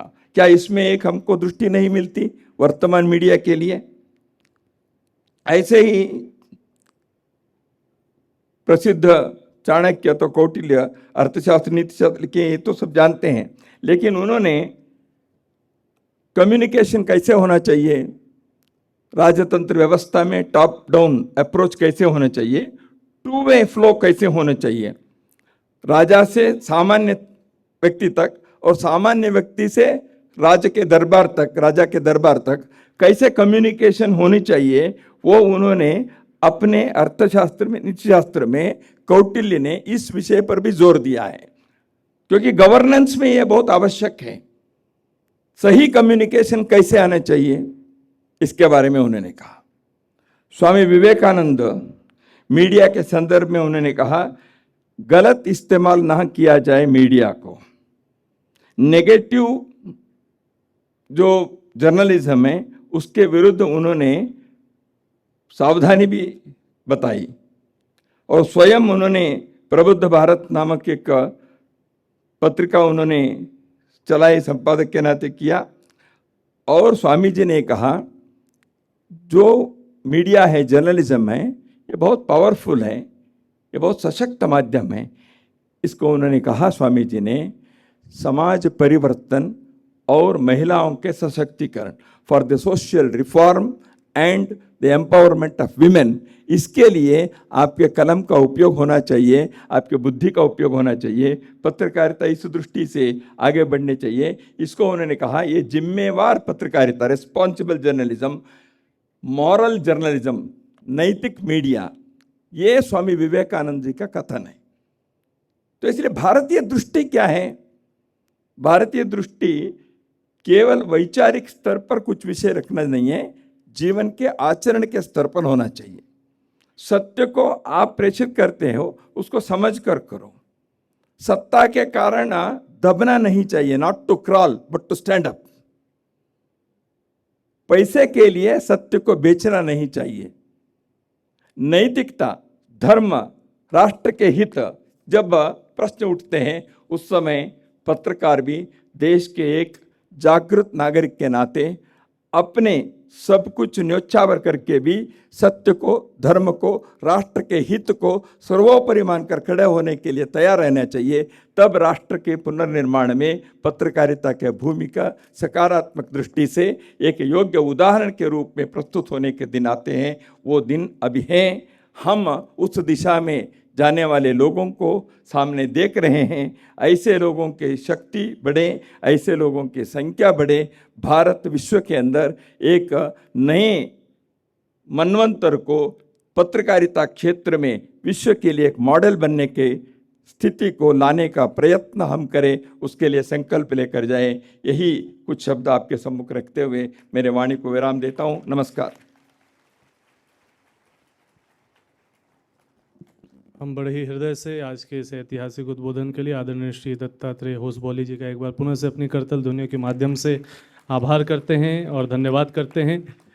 सकारात्मक पत्रकारिता और आध्यात्मिक पत्रकारिता की शुरुआत की एक यात्रा अगर देखें तो अखंड ज्योति पत्रिका से शुरुआत करके ये यात्रा निरंतर आगे बढ़ रही है और देव संस्कृत विश्वविद्यालय के department of journalism and mass communication और विद्यार्थियों की पहल पर पॉजिटिव जर्नलिज्म का एक शानदार प्रयोग संस्कृति संचार हमारी पत्रिका है और साथ ही साथ रेनेसा ई न्यूज़ लेटर है, इसके नए अंक का यहाँ पर विमोचन हो रहा है। एक बार करतल ध्वनियों के माध्यम से सकारात्मक पत्रकारिता के इन अभियानों का अभिनंदन करते हैं। साथ ही साथ शांति कुंज वीडियो इलेक्ट्रॉनिक मीडिया डिवीजन की ओर से डॉक्यूमेंट्री अखंड ज्योति और भारतीय डाक एक आध्यात्मिक यात्रा, दशकों से अखंड ज्योति जो पूरे विश्व में जाती है, वैज्ञानिक आध्यात्मिक चिंतन जन जन को देती है, उसका एक यहाँ पर प्रयोग चल रहा है। साथ ही साथ सकारात्मक पत्रकारिता पर प्रोफेसर सुखनंदन जी की लिखी पुस्तक का भी यहाँ पर विमोचन हो रहा है। सकारात्मक पत्रकारिता से ओतप्रोत है अखिल विश्व गायत्री परिवार, देव संस्कृत विश्वविद्यालय का शिक्षण प्रशिक्षण और सभी क्रम। तो प्रोफेसर सुखनंदन जी द्वारा लिखित पुस्तक सकारात्मक पत्रकारिता को भी यहाँ पर विमोचित किया जा रहा है। राष्ट्रीय सम्मेलन में राष्ट्र निर्माण में मीडिया की भूमिका के क्रम में स्टूडेंट्स क्लब और department of journalism and mass communication की ओर से प्रतियोगिता हुई थी। विजेता विद्यार्थी यहाँ पर अपने सर्टिफिकेट्स के साथ एक ग्रुप फोटोग्राफ के लिए पधार रहे हैं। विद्यार्थियों से निवेदन आगे आकर बैठ जाएं और ग्रुप फोटो सामने से हो रही है, बैठ जाएं शीघ्रता से। और आप सभी एक बार जोरदार तालियां बजा दें विद्यार्थियों के लिए। Newspaper layout design, article writing competition, video news bulletin competition, poetry writing competition, poster making competition, speech competition, RJ talent Hunt और डिबेट कंपटीशन में प्रथम द्वितीय तृतीय पोजीशन पाई ये विद्यार्थी। एक ग्रुप की ग्रुप फोटोग्राफ हो गई है, तालियां इनके लिए बजाते रहें, विद्यार्थी आगे आते रहें। और आइए इधर से दूसरे सेट ऑफ स्टूडेंट्स, बहुत ही बढ़ चढ़ के विद्यार्थियों ने प्रतिभागिता की है। देव संस्कृत विश्वविद्यालय शिक्षा और विद्या का अनमोल युग है, जहां पर एकमात्र विश्वविद्यालय जो ज्ञान दीक्षा से सत्रों की शुरुआत करता है, एकमात्र विश्वविद्यालय जो सोशल इंटर्नशिप से कोर्सेज को पूरा करता है, योग यज्ञ ध्यान गीता और ध्यान की कक्षाएं श्रद्धेय कुलाधिपति जहां लेते हैं, जीवन प्रबंधन की कक्षाएं कुलपति महोदय प्रतिकुलपति महोदय जहां पर लेते हैं, वहां के ऊर्जावान विद्यार्थी। जोरदार तालियों से अभिनंदन। अब यहाँ पर अवसर है हमारे बीच पधारे कुछ पत्रकारों के सम्मान का, हम एक एक करके बुलाते जा रहे हैं। डॉक्टर प्रसून कुमार मिश्रा जी, श्री अभिषेक उपाध्याय जी, वरिष्ठ पत्रकार श्री अजीत मिश्रा जी, वरिष्ठ पत्रकार श्री संत प्रसाद राय जी, श्री विनीत माथुर जी, अनिल जी, अमित नारायण जी, श्री हरीश वर्णवाल जी। हमारे पत्रकार महोदय जब तक मंच पर आ रहे हैं तब तक अतिथियों को यहाँ पर स्मृति चिन्ह भेंट भी किया जा रहा है। जोरदार तालियों से अभिनंदन और आभार और धन्यवाद करते हैं आदरणीय हमारे आज के कार्यक्रम के मुख्य अतिथि आदरणीय श्री दत्तात्रेय होसबोले जी, आपका अभिनंदन किया जा रहा है, सम्मान किया जा रहा है। परम पूज्य गुरुदेव परम वंदनीय माता जी का आत्मीयता भरा प्यार भरा ये भाव यहाँ पर एक बार पुनः से श्री हरीश वर्णवाल जी, प्रोफेसर अमिताभ श्रीवास्तव जी, श्री डी शुक्ला जी, श्री अमित नारायण जी, श्रीमती रीमा गौतम जी, श्री के त्रिपाठी जी, श्री मुदित अग्रवाल जी, हमारे सभी पत्रकारों का सम्मान किया जा रहा है। जोरदार तालियां सभी बजाते रहें। पुनः से डॉक्टर प्रसून कुमार मिश्रा जी, वरिष्ठ पत्रकार आदरणीय श्री अभिषेक उपाध्याय जी, वरिष्ठ पत्रकार आदरणीय श्री अजीत मिश्रा जी, वरिष्ठ पत्रकार आदरणीय श्री संत प्रसाद राय जी, वरिष्ठ पत्रकार आदरणीय श्री विनीत माथुर जी, वरिष्ठ पत्रकार आदरणीय श्री अनिल जी, वरिष्ठ पत्रकार आदरणीय श्री अमित नारायण जी, वरिष्ठ पत्रकार आदरणीय श्री हरीश वर्णवाल जी, आदरणीय प्रोफेसर अमिताभ श्रीवास्तव जी, आदरणीय डी शुक्ला जी, आदरणीय श्रीमती रीमा गौतम जी, आदरणीय श्री के त्रिपाठी जी, आदरणीय मुदित अग्रवाल जी, सभी हमारे पत्रकार महोदय जो यहाँ पधारे हैं। करतल ध्वनिया, अच्छे कार्यों का अभिनंदन। Role of media in nation building, इस क्रम में यहाँ पर हमारे पधारे हमारे सभी पत्रकार बंधुओं का आपको मिल रही है। देव संस्कृत विश्वविद्यालय में स्वावलंबन का प्रतीक है ये अपने आप में भाव, और साथ ही साथ परम पूज्य गुरुदेव की लेखनी से निकले ये 18 सूत्र का नवयुग का संविधान, युग निर्माण सत्संकल्प, और देव संस्कृत विश्वविद्यालय में स्वावलंबन प्रकल्प में निर्मित यह जूट बैग। परम पूज्य गुरुदेव की लेखनी कहती थी, है नहीं हथियार हाथों में तो क्या हुआ, हम कलम से ही करेंगे सरफिरों के सर कलम। परम पूज्य गुरुदेव की लेखनी पूरे विश्व में जा रही है, 3400 से ज़्यादा पुस्तकें, और ये सम्मान और ये भाव हमारे सभी मंचस्थ अतिथियों का सम्मान किया जा रहा है। एक बार पुनः जोरदार तालियों से अभिनंदन हम सम्मानित कर रहे हैं और हृदयपूर्वक अपने भाव व्यक्त करते हैं हमारे कार्यक्रम के मुख्य अतिथि आदरणीय श्री दत्तात्रेय होसबोले जी को रुद्राक्ष की पवित्र माला। आप सब दोनों हाथ ऊपर उठा के तालियों के माध्यम से, ऊर्जा होगी, उत्साह होगा, उमंग होगा, तभी आशावाद होगा, तभी सकारात्मकता होगी और तभी सकारात्मक पत्रकारिता होगी। देव संस्कृत विश्वविद्यालय का ये भित्ति चित्र जो आपको सदैव याद दिलाएगा कि राष्ट्र के और संस्कृति के पुनरुत्थान के लिए संकल्पित देव संस्कृत विश्वविद्यालय युवाओं को गढ़ने की टकसाल, और ऐसे सैकड़ों पत्रकार पूरे देश में और विश्व में इस विश्वविद्यालय ने दिए हैं। हमारे सभी आमंत्रित अतिथियों का आप सब तालियां बजाते रहे, हम सम्मान कर रहे हैं आदरणीय श्री सुरेश चौहान जी का, आदरणीय श्री तरुण विजय जी का, आदरणीय श्री उदय माहुलकर जी का, आदरणीय श्री दत्तात्रेय होसबोले जी का, आदरणीय कैप्टन प्रवीण चतुर्वेदी जी का, और मंचस्थ समस्त अतिथियों का प्रथम सत्र उद्घाटन सत्र में। आइए इस सत्र में अब हम शांति पाठ के क्रम के साथ इस सत्र से अगले सत्र की ओर बढ़ेंगे। आइए शांति पाठ साथ साथ। ओम शांति अंतरिक्षं शांति पृथ्वी शांतिरापः शांतिरोषधयः शांति वनस्पतयः शांतिर्विश्वे देवाः शांतिर्ब्रह्म शांति सर्वगं शांति शांतिरेव शांति सामा शांतिरेधि। ओम शांति शांति शांति सर्वारिष्ट सुशांतिर्भवतु। हमारे YouTube चैनल शांति कुंज वीडियो गायत्री परिवार को सब्सक्राइब करें एवं बेल आइकन जरूर दबाएं ताकि गायत्री परिवार की विभिन्न गतिविधियों की जानकारी आपको मिलती रहे।